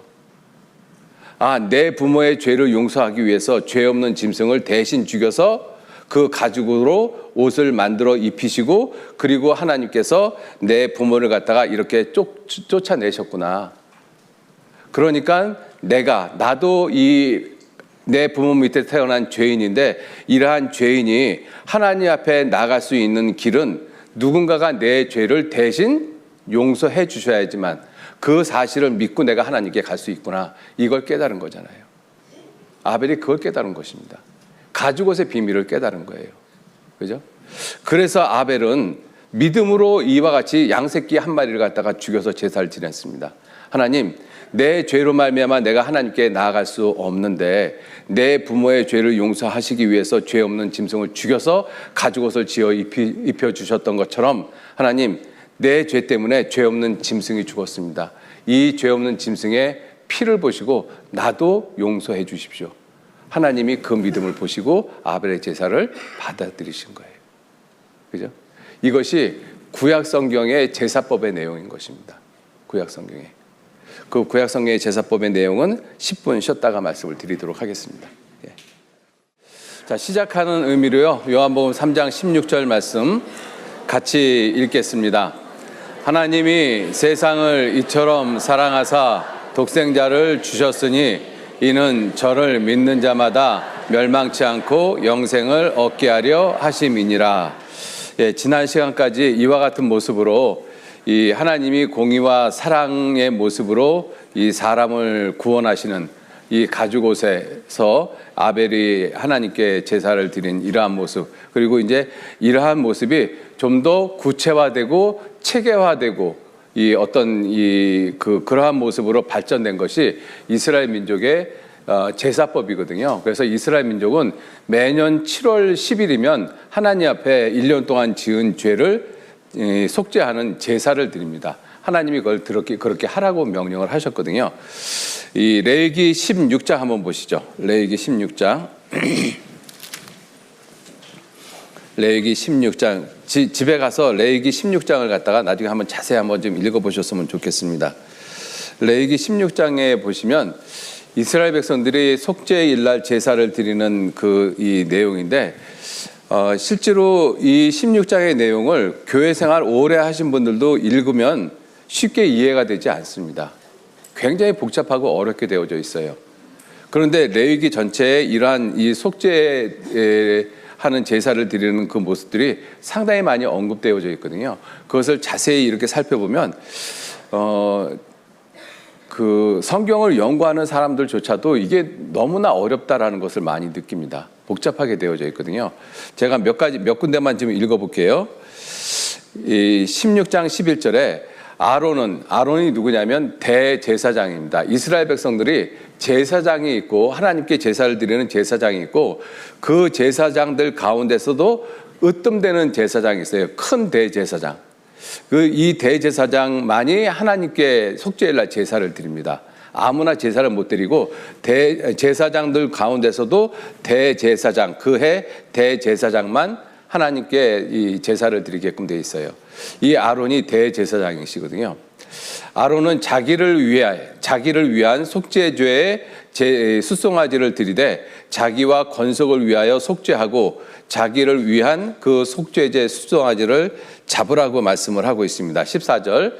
그는 또 숫송아지의 피를 취하여 이 숫송아지 하나님께 드리는 제물이죠. 그 숫송아지의 피를 취해서 손가락으로 속죄소 동편에 뿌리고 또 손가락으로 그 피를 속죄소 앞에 7번 뿌릴 것이다. 이렇게 말씀을 하셨어요. 15절. 그리고 또 백성을 위한 속죄제의 염소를 잡아서 그 피를 가지고 장 안에 들어가서 그 숫송아지 피로 행한 같이 그 피로 행하여 속죄소 위와 속죄소 앞에 뿌릴지니라. 이해되셔요? 이해 아마 안 되실 겁니다. 그죠? 이해 안 되는 걸 왜 이렇게 말씀을 드리느냐? 이유가 있어요. 계속 보시죠. 21절. 아론은 두 손으로 산염소의 머리에 안수하여 이스라엘 자손의 모든 불의와 그 범한 모든 죄를 고하고 그 죄를 염소의 머리에 두어 미리 정한 사람에게 맡겨 광야로 보낼지니 염소가 그들의 모든 불의를 지고 무인지경에 이르거든 그는 그 염소를 광야에 놓을지니라. 자, 그리고 하시는 말씀이 너희는 영원히 이 규례를 지킬지라. 7월 곧 그달 10일에 너희는 스스로 괴롭게 하고 아무 일도 하지 말되 본토인이든지 너희 중에 우고하는 객이든지 그리하라. 이 날에 너희를 위하여 속죄하여 너희로 정결케 하리니 너희 모든 죄에서 너희가 여호와 앞에 정결하리라. 여호와 앞에서 그 모든 죄가 용서받는다. 이 뜻이거든요. 읽어도 잘 무슨 뜻인지 모릅니다. 한국말로 읽었는데 무슨 얘기인지 잘 모르겠어요. 그죠? 무슨 말씀을 드리고자 하는 것이냐면 이 레위기에 하나님 앞에 죄를 받는 죄의 용서를 받는 제사를 드리라고 말씀을 하시잖아요. 이 법은 하나님이 정하셨어요. 근데 하나님이 정하시고 사람에게 이렇게 하라고 했는데 그것을 결코 간단하게 말씀을 하지 않았습니다. 복잡하게 하셨어요. 왜 그러셨을까요? 왜 그랬는가 하면 하나님은 사람의 마음을 알거든요. 이렇게 이 세세하게 규정을 저어놓지 않으면 사람은 자기 마음대로 하나님께 죄 용서받는 제사를 드립니다. 이렇게 하지 않으면 사람은 자기 생각으로 제사를 드려요. 여러분들, 내가 하나님 앞에 죄를 용서받으려면 내가 원하는 대로 해야 돼요? 하나님이 원하시는 대로 해야 돼요? 그러죠. 하나님이 원하시는 대로 해야죠. 그런데 하나님이 원하시는 뜻을 갖다가 만약에 성경에 기록을 안 했으면 사람들은 뭐 그렇게 복잡하게 해. 그냥 죄송합니다 한마디 하면 용서가 되겠지. 이런 식으로 죄를 용서받으려고 생각을 해요. 그죠? 그래서 이 규례를 까다롭게 해 놓으셨습니다. 그 뜻은 무슨 뜻이에요? 반드시 내가 정해놓은 그 방법대로 해라. 네 마음대로, 네 생각대로 하지 말고. 그건 우리의 죄성된 것을 아시기 때문에 그렇습니다. 자, 그래서 이러한 제사법을 갖다가 좀 정리를 하면 크게 5가지 모습이 있어요.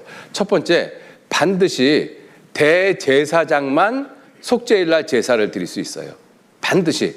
아무나 드려서는 안 되고 반드시 그해 대제사장만 드립니다. 두 번째, 반드시 제물이 있어야 돼요, 하나님께. 근데 이 제물이 어떠한 제물이냐? 점도 없고 흠도 없는 깨끗한 짐승이어야 돼요. 만약에 점이나 흠이 있는, 만약에 어떤 쩔뚝발이든지 눈이 하나 상했다든지 이런 것들을 드리면 하나님은 안 받으십니다. 아무리 대제사장이 드렸다 할지라도 안 받으셔요. 점 없고 흠 없는 깨끗한 짐승으로 드리라고 말씀하셨어요. 그리고 세 번째, 그 짐승에다가 반드시 안수하라고 하셨습니다. 안수가 머리에다가 손을 올려놓는다는 뜻이거든요. 근데 머리에다 손을 올려놓으면서 기도를 하기 때문에 그렇습니다. 자, 그리고 그 안수를 받은 짐승은 반드시 죽여라. 죽여서 피를 받고 피를 가지고 반드시 그 대제사장이, 제사를 드리는 그 대제사장이 그 안수한 짐승의 피를 가지고 지성소, 하나님이 계신 지성소에 가서 7번 뿌려라. 그러면 하나님이 죄 용서해 주시겠다는 것입니다. 정리를 했는데도 그렇게 쉽지는 않죠. 그죠? 자, 그래서 이 그림으로 한번 좀 말씀을 드릴게요. 그러한 모습이 어떠한 모습이냐면 제사를 드릴 때 반드시 대제사장만이 제사를 드릴 수가 있습니다. 대제사장만이. 자, 두 번째, 제물이 있어야 돼요. 흠 없고 점 없는 깨끗한 짐승이어야 됩니다. 조금이라도 흠이 있으면 하나님은 안 받으셔요. 자, 그리고 그 제물에다가 분명히 안수하라고 말씀하셨거든요. 안수의 뜻이 이러한 뜻입니다. 이 새카만 죄인이 이 점 없고 흠 없는 짐승에다가 안수 기도를 하면 이 모습이 어떻게 바뀌는가 하면 이 새카만 죄인은 죄가 없는 모습으로 바뀌고 죄 없는 짐승은 죄 있는, 죄를 짊어진 그러한 짐승의 모습으로 바뀝니다. 이게 안수의 모습이거든요. 그래서 성경에는 말씀하시기를 레위기 1장 4절 말씀에 그가 번제물, 태워서 드리는 제물, 번제물의 머리에 안수할지니 그리하면 연락, 하나님이 기쁘게 받게 되어서 그를 위해서 속죄가 될 것이라. 안수를 하면 속죄가 된다라고 말씀하시잖아요. 그 뜻이 무슨 뜻이냐면 안수하기 전에는 이와 같이 새카만 죄인이었잖아요. 새카만 죄인이었는데 안수가 끝나면 이 죄인이 어떠한 모습으로 바뀌어요? 이와 같은 모습으로, 죄 없는 모습으로 바뀝니다. 그러니까 안수가 끝나면 속죄가 된다라고 말씀을 하시는 거예요. 안수가 굉장히 중요합니다. 그래서 안수의 가장 중요한 의미는 뭐냐면 죄를 대신 담당했다라는 것입니다. 대속했다라는 뜻인 거예요. 대신 짊어졌다. 대신. 그죠? 그래서 안수의 가장 큰 의미는 내 죄가 죄 없는 짐승에게 대신 넘어갔다라는 것입니다. 내 죄를 대신 짊어졌다. 그게 안수의 가장 큰 의미예요. 자, 그렇게 해서 한 마리는 그렇게 안수를 해서 한 마리는 무인지경에 갖다가 버립니다. 이거는 우리의 죄를 짊어지고 가시는 예수님의 모습을 말씀을 하고 있는 것이고, 또 한 마리는 죽여요. 그렇게 안수하고 난 다음에 또 한 마리는 죽여서 이렇게 피를 받아요. 피를 받아가지고, 그리고 반드시 제사를 드렸던 그 대제사장만이 가지고 들어갈 수 있습니다. 다른 대제사장이 들어가면 안 돼요. 반드시 그 제사를 집전했던 그 대제사장이 그 짐승의 피를 가지고 하나님이 계신 이 지성소에 들어가야 돼요. 이 지성소가 지극히 거룩한 곳이라는 뜻이거든요. 왜냐하면 여기가 이 하나님의 법궤가 놓여 있는 것인데, 법궤를 갖다가 보지 못하도록 뚜껑으로 막아놨습니다. 여기를 속죄소라고 이야기를 합니다. 거기에다가 7번 뿌려요, 피를. 그건 무슨 뜻이냐면 하나님 앞에, 하나님 모든 사람의 죄를, 이스라엘 백성들이 1년 동안 지은 죄를 이 피가 대신 속한 것입니다. 하나님 이 피를 보시고 이스라엘 백성들의 1년 동안 지은 죄를 용서해 주십시오. 그러면 하나님이 그 제사를 받으면 이 대제사장은 살아서 이 밖으로 나옵니다. 그러면 1년 동안 이스라엘 백성들은 내가 1년 동안 지은 죄가 다 용서가 됐구나. 그리고 돌아갑니다. 그리고 그때부터 1년 동안 지은 죄는 그 다음에 7월 10일 날 똑같은 모습으로 계속 제사를 지내요. 그래서 구약시대 때 이스라엘 백성들이 드렸던 제사는 효과가 1년밖에 없었던 것입니다. 그래서 매년마다 제사를 드렸죠. 자, 이렇게 5가지의 모습으로 굉장히 복잡하게 하나님이 제사를 드리라고 말씀을 하셨던 거예요. 자, 그러면 우리가 이제 생각해야 될 것이 뭐냐면, 예수님은 우리의 죄를 용서하시기 위해서, 하나님 앞에 우리의 죄를 용서하기 위해서 제사를 드리기 위해서 오셨잖아요. 그러면 예수님은 이 모습대로, 하나님이 정하신 이 방법대로 제사를 드리셨는가 하는 거예요. 만약에 예수님이 이 모습대로 제사를 드리시지 않았다라면, 한 가지라도 어긋난다라면 하나님 그 제사 안 받으시는 것입니다. 그러면 하나님이 그 제사 안 받으시면 우리는 죄 용서 못 받는 거예요. 그죠? 그래서 구약시대 때 이 모습으로 과연 예수님은 제사를 지냈는가, 이거를 한번 꼭 살펴보셔야 돼요. 그래서 첫 번째, 예수님이 과연 우리의 죄를 대신 용서하시는 그러한 모습의 제사를 드리시는데, 그러한 제사를 드리기 위해서 예수님이 정말 대제사장이셨느냐 하는 거예요. 히브리서 보시겠습니다. 히브리서.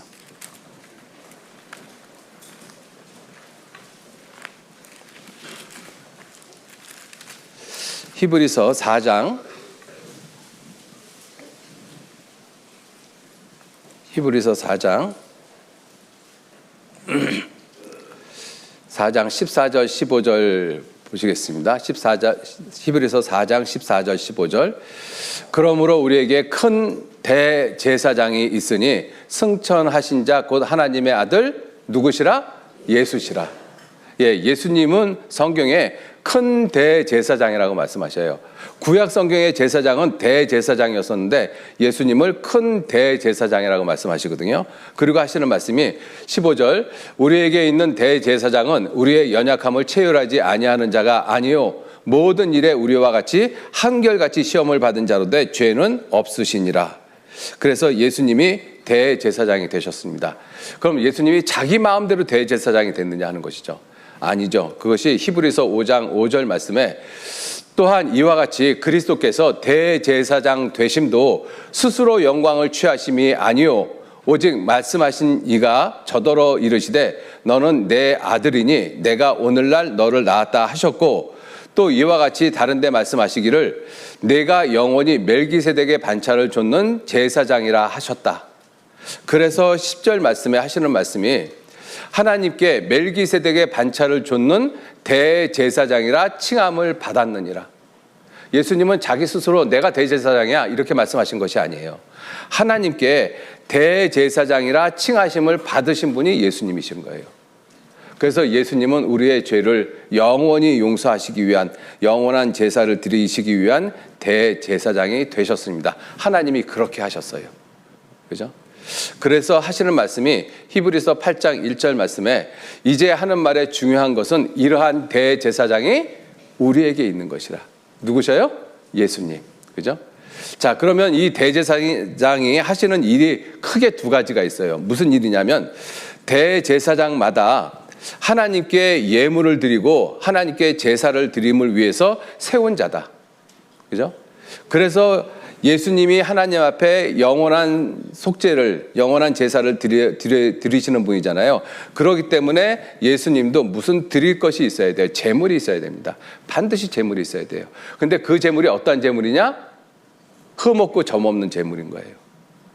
구약시대 때는 사람의 죄를 위해서 그 짐승이 대신 죽었잖아요. 왜? 그것은 진짜 제사가 아니기 때문에 짐승으로 그렇게 해도 하나님이 허락을 하셨어요.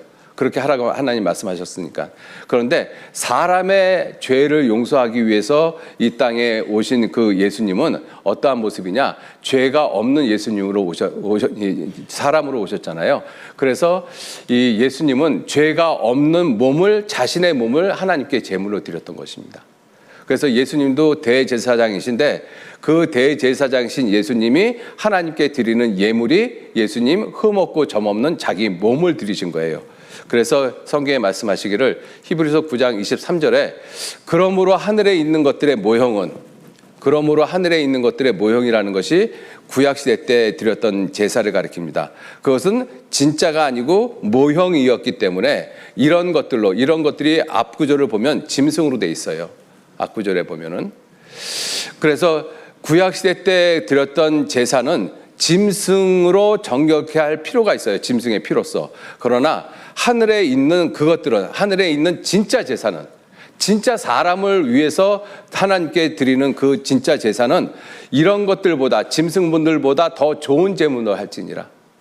그럼 짐승보다 더 좋은 제물로 하라는 그 뜻은 뭐냐면 짐승이 아니고 사람이어야 되고, 사람인데 흠없고 점없는 그러한 사람이 돼야 된다. 죄 없는 사람이어야 된다. 이분이 누구셔요? 예수님이시죠. 그죠? 그래서 히브리서 10장 10절 말씀에 10장 10절에 이 뜻을 조차 예수 그리스도의 몸을, 그죠? 예수 그리스도의 몸을 단번에 들이심으로 말미암아 우리가 거룩함을 얻었노라. 예수님은 자기 몸을 제물로 삼으셨어요. 사람의 죄를 용서해야 되기 때문에 반드시 사람이 죽어야 되거든요. 근데 어떤 사람? 죄 없는 사람. 죄 없는 사람은 예수님밖에 안 계셔요. 그래서 대제사장이신 예수님이 흠없는 죄가 없는 자기 자신을, 자기 몸을 하나님께 제물로 드리셨던 것입니다. 그죠? 자, 이렇게 그 제물에다가 안수를 해야 된다라고 말씀하셨잖아요.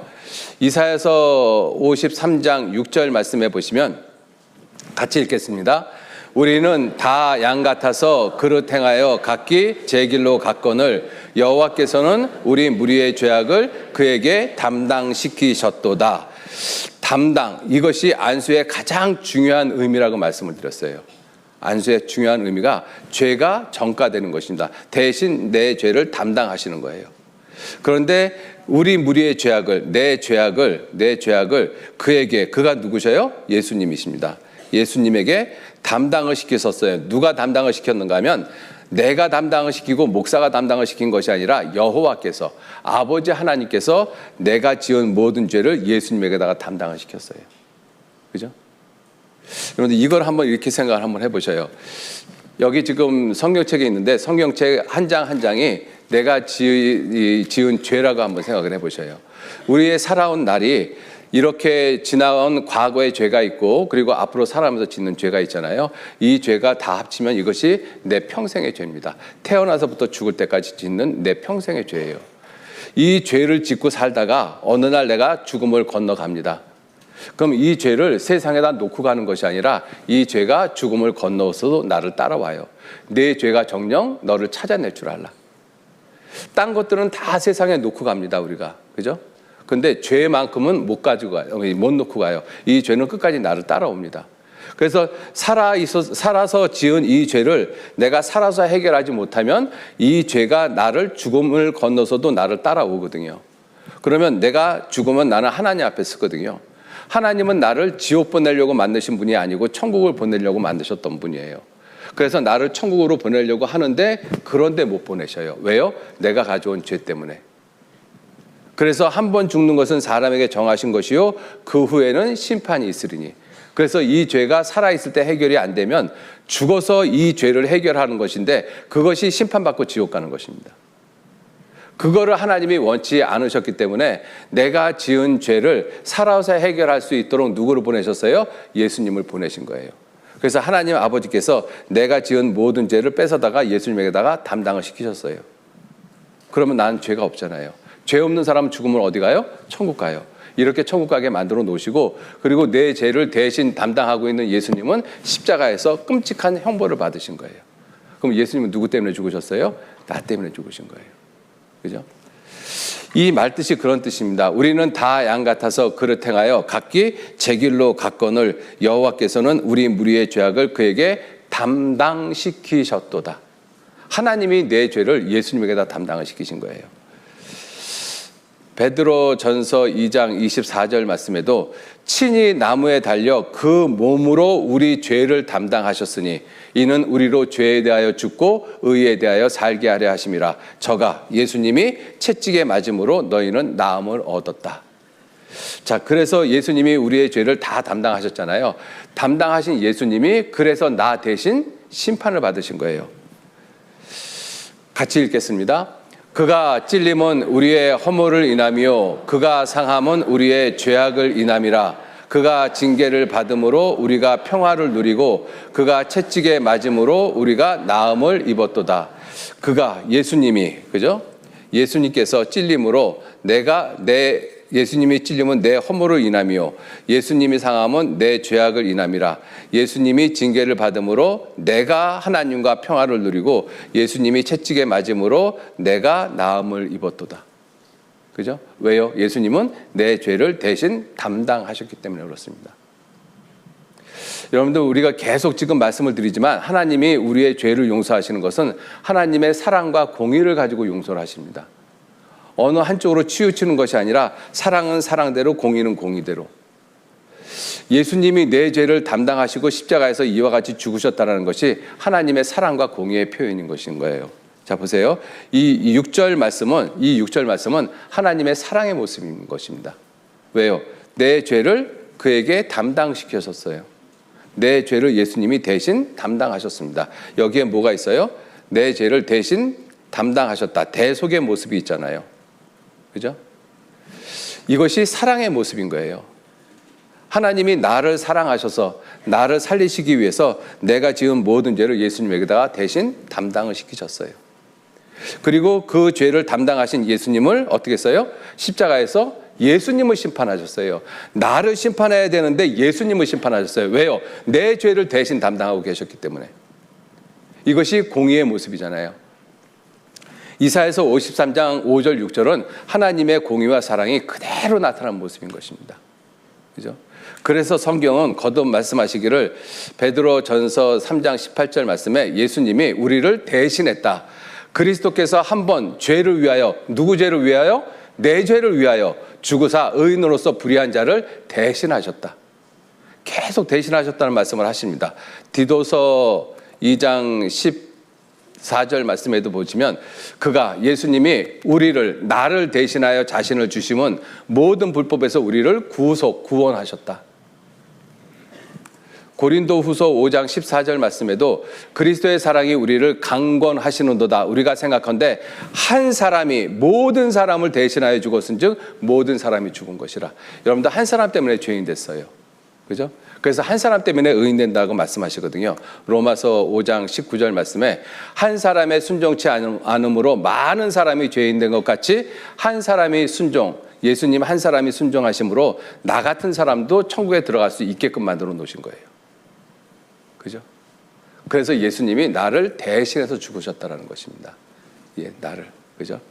자, 이러한 말씀을 생각을 해 보시면서 이 영상을 한번 보셔요. 나를 대신해서 내 죄를 지시고 십자가에서 피 흘려 돌아가신 그 예수님의 모습을 생각해 보시기 바라겠습니다.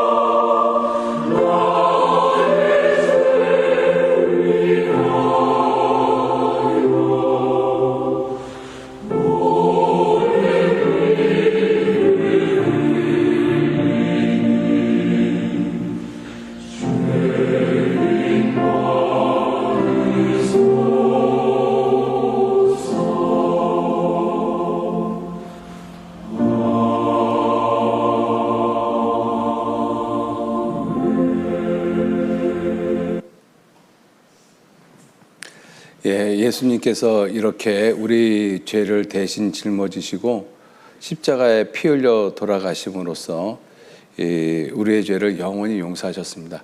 여러분들, 이 예수님이 십자가에 돌아가신 이 모습은 이 사랑과 공의가 완전하게 나타나신 모습인 거예요.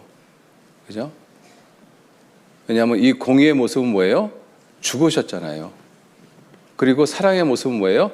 내 죄를 예수님이 담당하셨기 때문에 그런 거예요. 예수님이 내 죄를 담당하셨다라는 것이 사랑이고, 내 죄를 담당하셔서 죽으셨어요. 그것이 하나님의 공의신 것입니다. 하나님의 사랑과 공의가 완전하게 이루어진 것이 예수님의 십자가의 모습인 것입니다. 하나님이 만드신 법대로, 공의의 법대로, 사랑의 법대로 내 죄가 용서가 되어진 것입니다. 그냥 막연하게 그렇게 용서가 되어진 것이 아니라 하나님이 정해놓으신 법대로 내 죄가 담당이 됐고, 그리고 내 죄가 이 심판을 받으셨어요. 자, 이제 여기서 우리가 생각해야 될 것이 뭐냐면, 예수님이 이 대제사장으로 이 땅에 오셔서 하나님께 영원한 제사를 드리시잖아요. 대제사장으로 제사를 드렸습니다.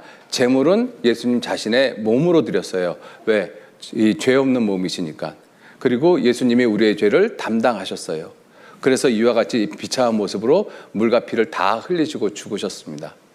그럼 이제 마지막 남아있는 것이 뭐냐면, 그 대제사장이 이 피를 가지고 하나님 앞에 가서 7번 뿌려야 되거든요.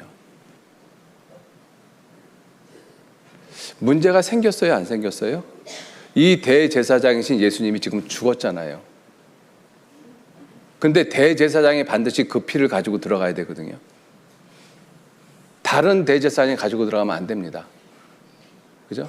반드시 제사를 집전을 했던 그 대제사장이 그 피를 가지고 이 하나님 앞에 들어가야 되거든요. 그런데 예수님, 대제사장이신 예수님 죽으셨잖아요. 누가 그 피를 가지고 대신 하나님 앞에 들어갑니까? 다른 사람이 가지고 들어가면 그 제사 무효예요. 문제가 있어요, 없어요? 있어요. 놀라운 것이 뭐냐면, 예수님이 죽고 끝났다라면 이 모든 제사는 아무 의미가 없습니다. 그런데 예수님 부활하셨어요. 부활하셨기 때문에 대제사장인 예수님이 자기 피를 가지고 들어가신 거예요. 그죠? 히브리서 9장 14절 말씀에, 하물며 영원하신 성령으로 말미암아 흠 없는 자기를 하나님께 드린 그리스도의 피가 어찌 너희 양심으로 죽은 행실에서 깨끗하게 하고 살아계신 하나님을 섬기게 못하겠느냐. 여러분들, 예수님이 영원한 제사를 드리셨어요. 영원한 제사. 히브리서 10장 12절 말씀에, 오직 그리스도는 죄를 위하여 한 영원한 제사를 드리셨습니다. 그리고 하나님 우편에 앉으셨어요. 죽었는데 하나님 우편에 앉으신 이유가 뭐예요? 부활하셨기 때문에 그렇습니다. 예수님 죽고 끝나신 거 아니에요. 예수님 부활하셨어요. 예수님이 부활하지 않았다면 이 모든 것들도 다 무효가 되는 거예요. 예수님 부활하셨습니다. 그죠? 그래서 이 영원한 제사를 드리시고, 히브리서 9장 12절 말씀에 같이 읽겠습니다. 염소와 송아지 피로 아니하고 오직 자기 피로 영원한 속죄를 이루사 단번에 성소에 들어가셨느니라. 죽으셨는데 단번에 성소에 들어가신 이유가 뭐예요? 부활 때문에. 부활하셨기 때문에. 그죠? 부활하셨기 때문에 예수님이 성소에 들어가셨어요. 그래서 하나님 앞에 그 피를 뿌리고 계시는 것입니다. 그죠? 염소와 송아지 피로 아니하고 누구 피로요? 오직 자기, 예수님 자신의 피로. 무슨 속죄를 이루셨어요? 영원한 속죄를 이루셨어요. 영원한 속죄가 시간상으로는 과거, 현재, 미래, 인류적인 관점으로 봤을 때는 아담의 죄에서부터 이 세상 끝날 때까지 모든 사람의 죄를 다 용서하신 것입니다. 여러분들, 예수님의 십자가는 이제 죄인으로 태어나서 죄를 짓고 산 그 모든 죄로 말미암아 지옥 갈 사람은 한 사람도 없다라고 선언하는 것이 예수님의 십자가의 모습이에요. 그게 영원한 속죄입니다. 자기 죄로 지옥 갈 사람은 이제 한 사람도 없어요. 영원한 제사이기 때문에 영원한 속죄인 거예요. 영원한 제사의 결과가 영원한 속죄인 것입니다. 그죠? 그 영원한 속죄를 이루실 수 있었던 이유가 무엇이냐면, 예수님이 내 죄를 대신 담당하시고 십자가에 죽으시고, 그리고 속죄를 이루시고 부활하셔서 성소에 들어가신 거예요. 여러분들 예수님 부활하셨거든요. 실제로 예수님이 부활하신 모습이 누가복음 24장 36절에 이 말을 할 때 예수께서 부활하신 예수님께서 친히 그 가운데 서서 가라사대 너에게 평강이 있을지어다. 그랬더니 사람들이 놀라고 무서웠던 거예요. 제자들이.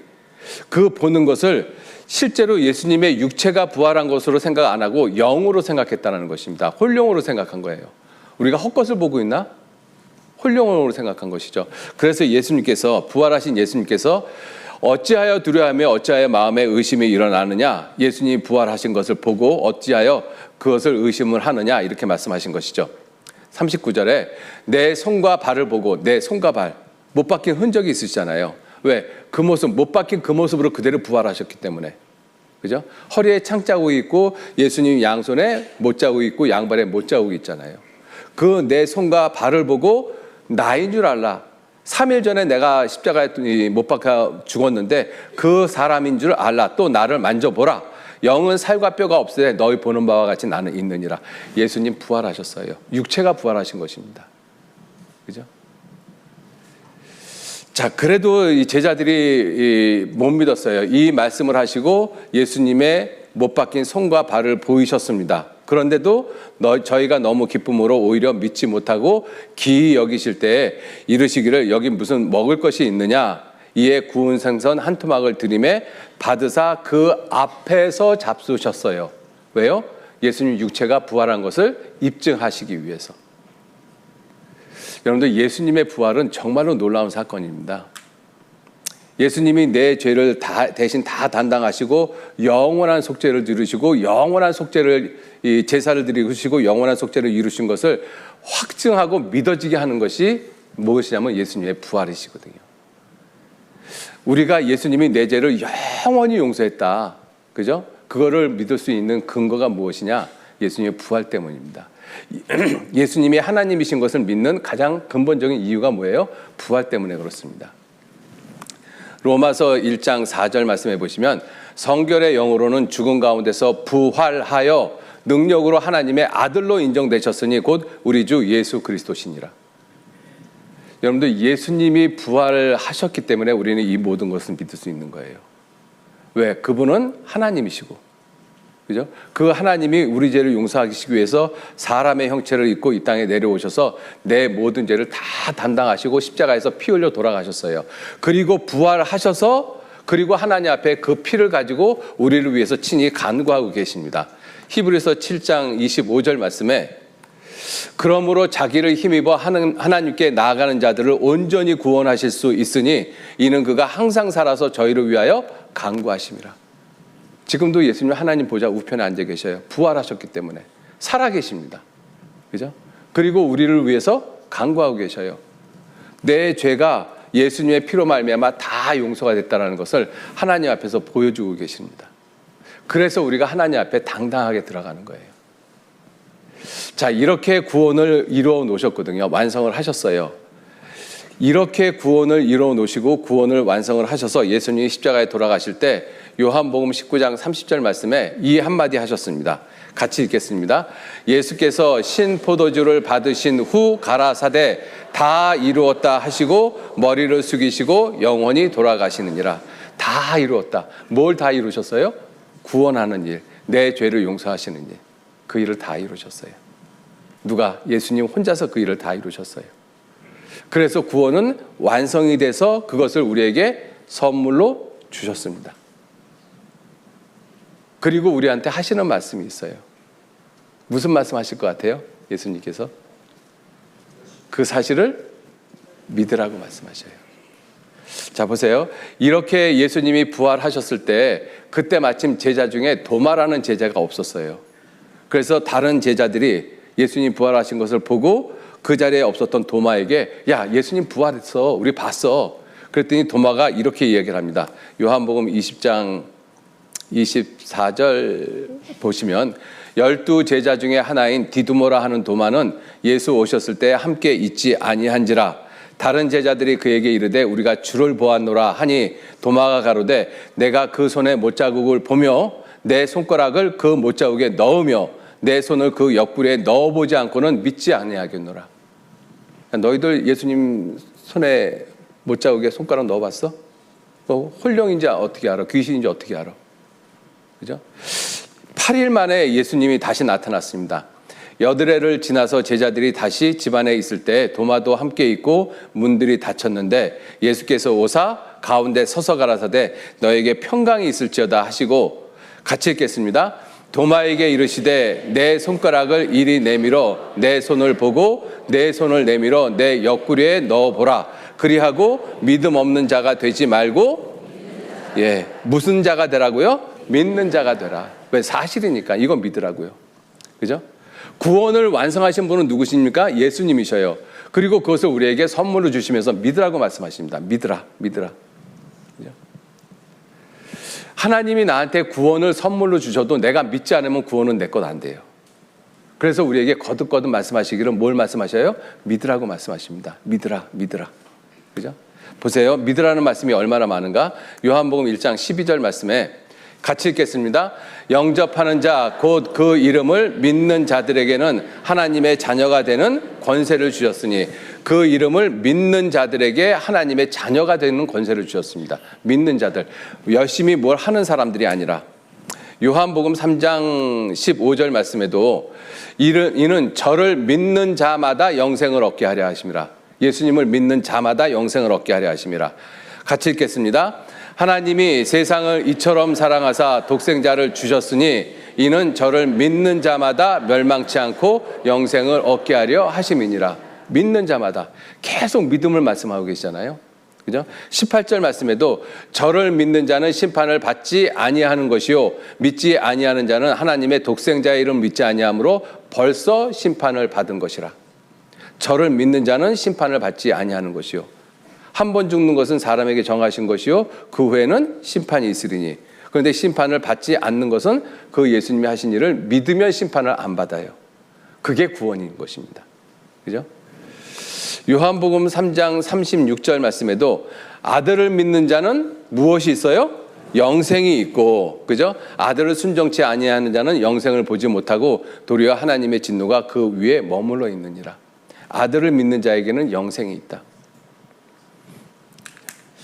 요한복음 5장 24절 말씀에도 같이 읽겠습니다. 내가 진실로 진실로 너희에게 이르노니 내 말을 듣고 또 나 보내신 이를 믿는 자는 영생을 얻었고 심판에 이르지 아니하나니 사망에서 생명으로 옮겼느니라. 영생을 얻었다. 누가? 믿는 자가 영생을 얻었다. 그래서 심판에 이르지 않는다. 그래서 사망에서 생명으로 앞으로 차츰차츰 옮길 겁니까? 아니면 옮겼습니까? 옮겼느니라. 사망에서 생명으로 옮겼느니라. 이 사실을 믿는 순간 지옥에서 내가 천국으로 옮겨지는 것이라고 말씀하고 계시는 거예요. 사망에서 생명으로 옮겼느니라. 진실로 진실로 너에게 이르노니 죽은 자들이, 영혼이 죽은 자들, 우리 죄인들이 영혼이 죽은 자들이잖아요. 죽은 자들이 하나님의 아들의 음성을 들을 때가 오나니 곧 이때라. 지금인 것이잖아요. 믿으면 그것이 구원이 내 것이 되어집니다. 그죠?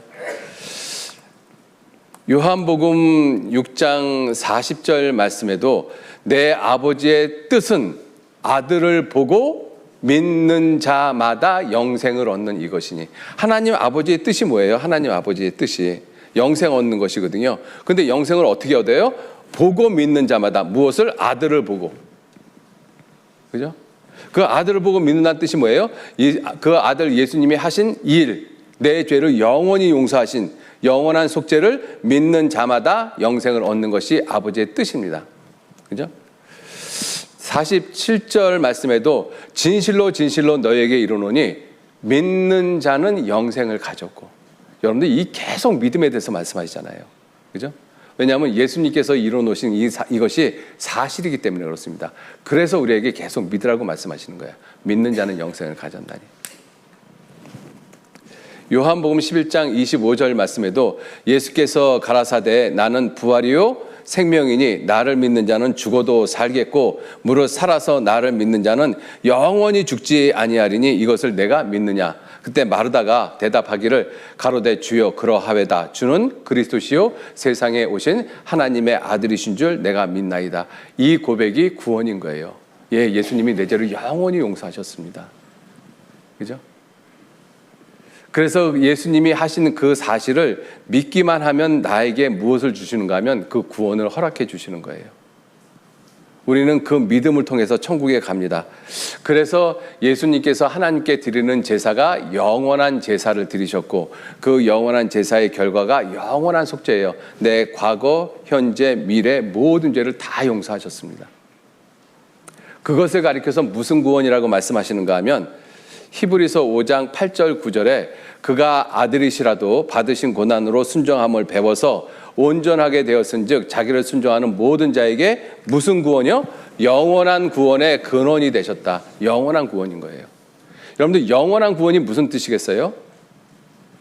이스라엘 백성들이 드렸던 그 제사는 효과가 1년밖에 없었잖아요. 그래서 그건 영원한 구원의 모습이 아닌 것입니다. 이 영원한 구원이 어떠한 구원이냐면 이사야서 45장 17절 말씀에 이스라엘은 여호와께 구원을 입어 영원한 구원을 얻으리니 영원한 구원을 얻는다. 그 영원한 구원이 무엇이냐? 영원한 세상에서 부끄러움을 당하거나 욕을 받지 않는 것, 즉 다시 지옥 가지 않는 것. 그죠? 이게 영원한 구원이거든요. 이 영원한 구원은 어떻게 이루어진다고요? 영원한 제사로 이 하나님께 드렸고 이 영원한 제사가 영원한 속죄를 이루셨습니다. 그죠? 영원한 속죄를 이루셨어요. 그것을 가리켜서 영원한 구원이라고 이야기를 하는 거예요. 그 영원한 구원을 우리에게 선물을 주셨어요. 그리고 그 선물을 받으라고 말씀을 하십니다. 그죠? 그래서 에베소서 2장 8절 말씀에 같이 읽겠습니다. 너희가 그 은혜를 인하여 믿음으로 말미암아 구원을 얻었나니 이것이 너희에게서 난 것이 아니요 하나님의 선물이라. 하나님의 선물이라.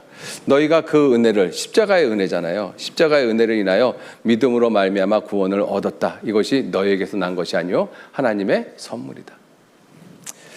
자, 이 모습을 이렇게 한번 말씀을 드려볼게요. 여기에 보시면 우리가 지은 죄가 어저께 우리 이 죄에 대한 말씀을 드리면서 이와 같은 모습이 내가 평생 살아오면서 지은 죄거든요.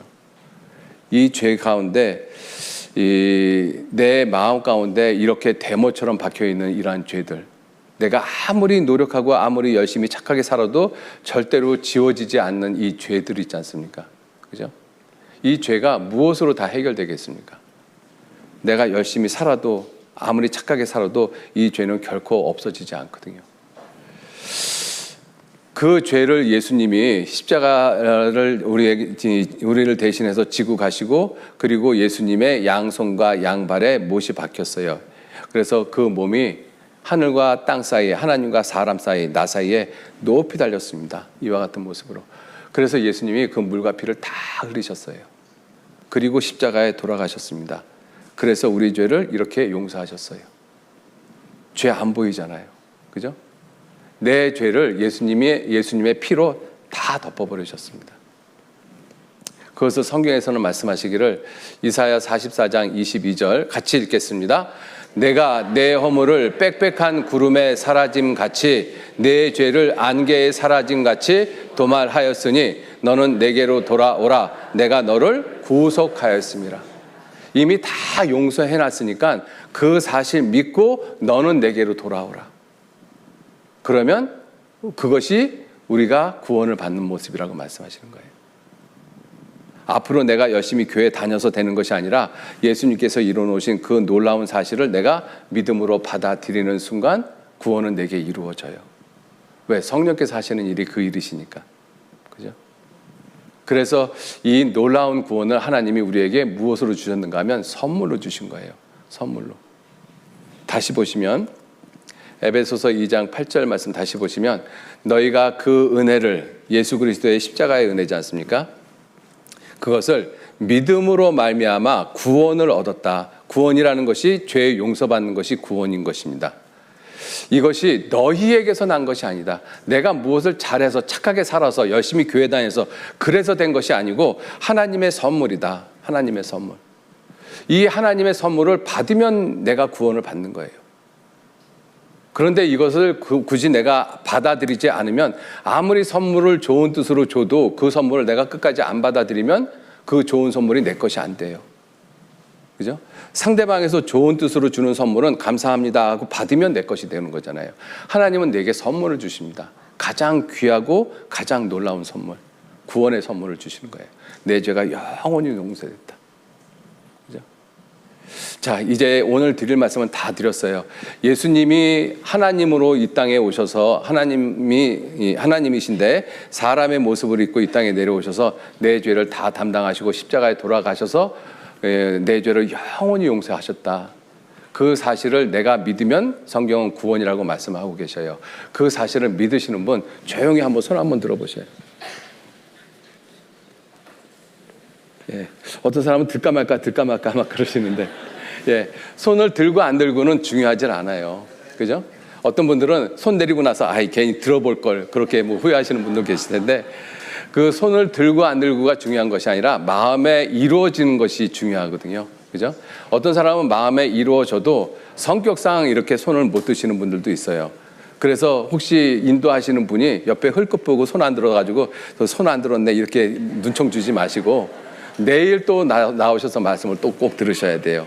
그래서 내일 말씀을 통해서 구원을 더 분명하게 확증하시길 바라겠습니다. 같이 기도하시죠. 하나님, 귀한 은혜와 사랑에 진심으로 감사드립니다. 짧은 시간의 말씀이었지만 성경을 통해서 성경이 사실인 것과 또 하나님의 살아계심을 깨닫도록 도와주시고 또 성경 앞에서 하나님 말씀 앞에서 우리가 지옥 갈 수밖에 없는 죄인이라는 것도 깨닫게 하셨습니다. 오늘 예수 그리스도의 복음의 말씀을 통해서 예수님께서 내 죄를 영원히 용서하신 그 놀라운 사실을 우리 마음 가운데 깨닫도록 또 믿어지도록 도와주신 은혜 진심으로 감사를 드립니다. 이제 구원함을 받은 모든 분들 더욱 주님 은혜 가운데 주님 말씀으로 귀한 삶을 살아가실 수 있도록 주님 붙잡아 주시고 축복하시고 인도해 주옵소서. 아직 이 말씀이 마음 가운데 이루어지지 않는 분들 내일도 귀한 하나님 말씀 앞에 나와서 구원을 확증할 수 있도록 하나님 은혜 위에 은혜 베풀어 주시기를 진정 의지하고 부탁드립니다. 모든 것 주님께 감사를 드리며 우리를 영원한 죄악 가운데서 구원해 주신 거룩하신 예수님 이름으로 기도 올렸습니다. 아멘. 예, 수고 많으셨습니다.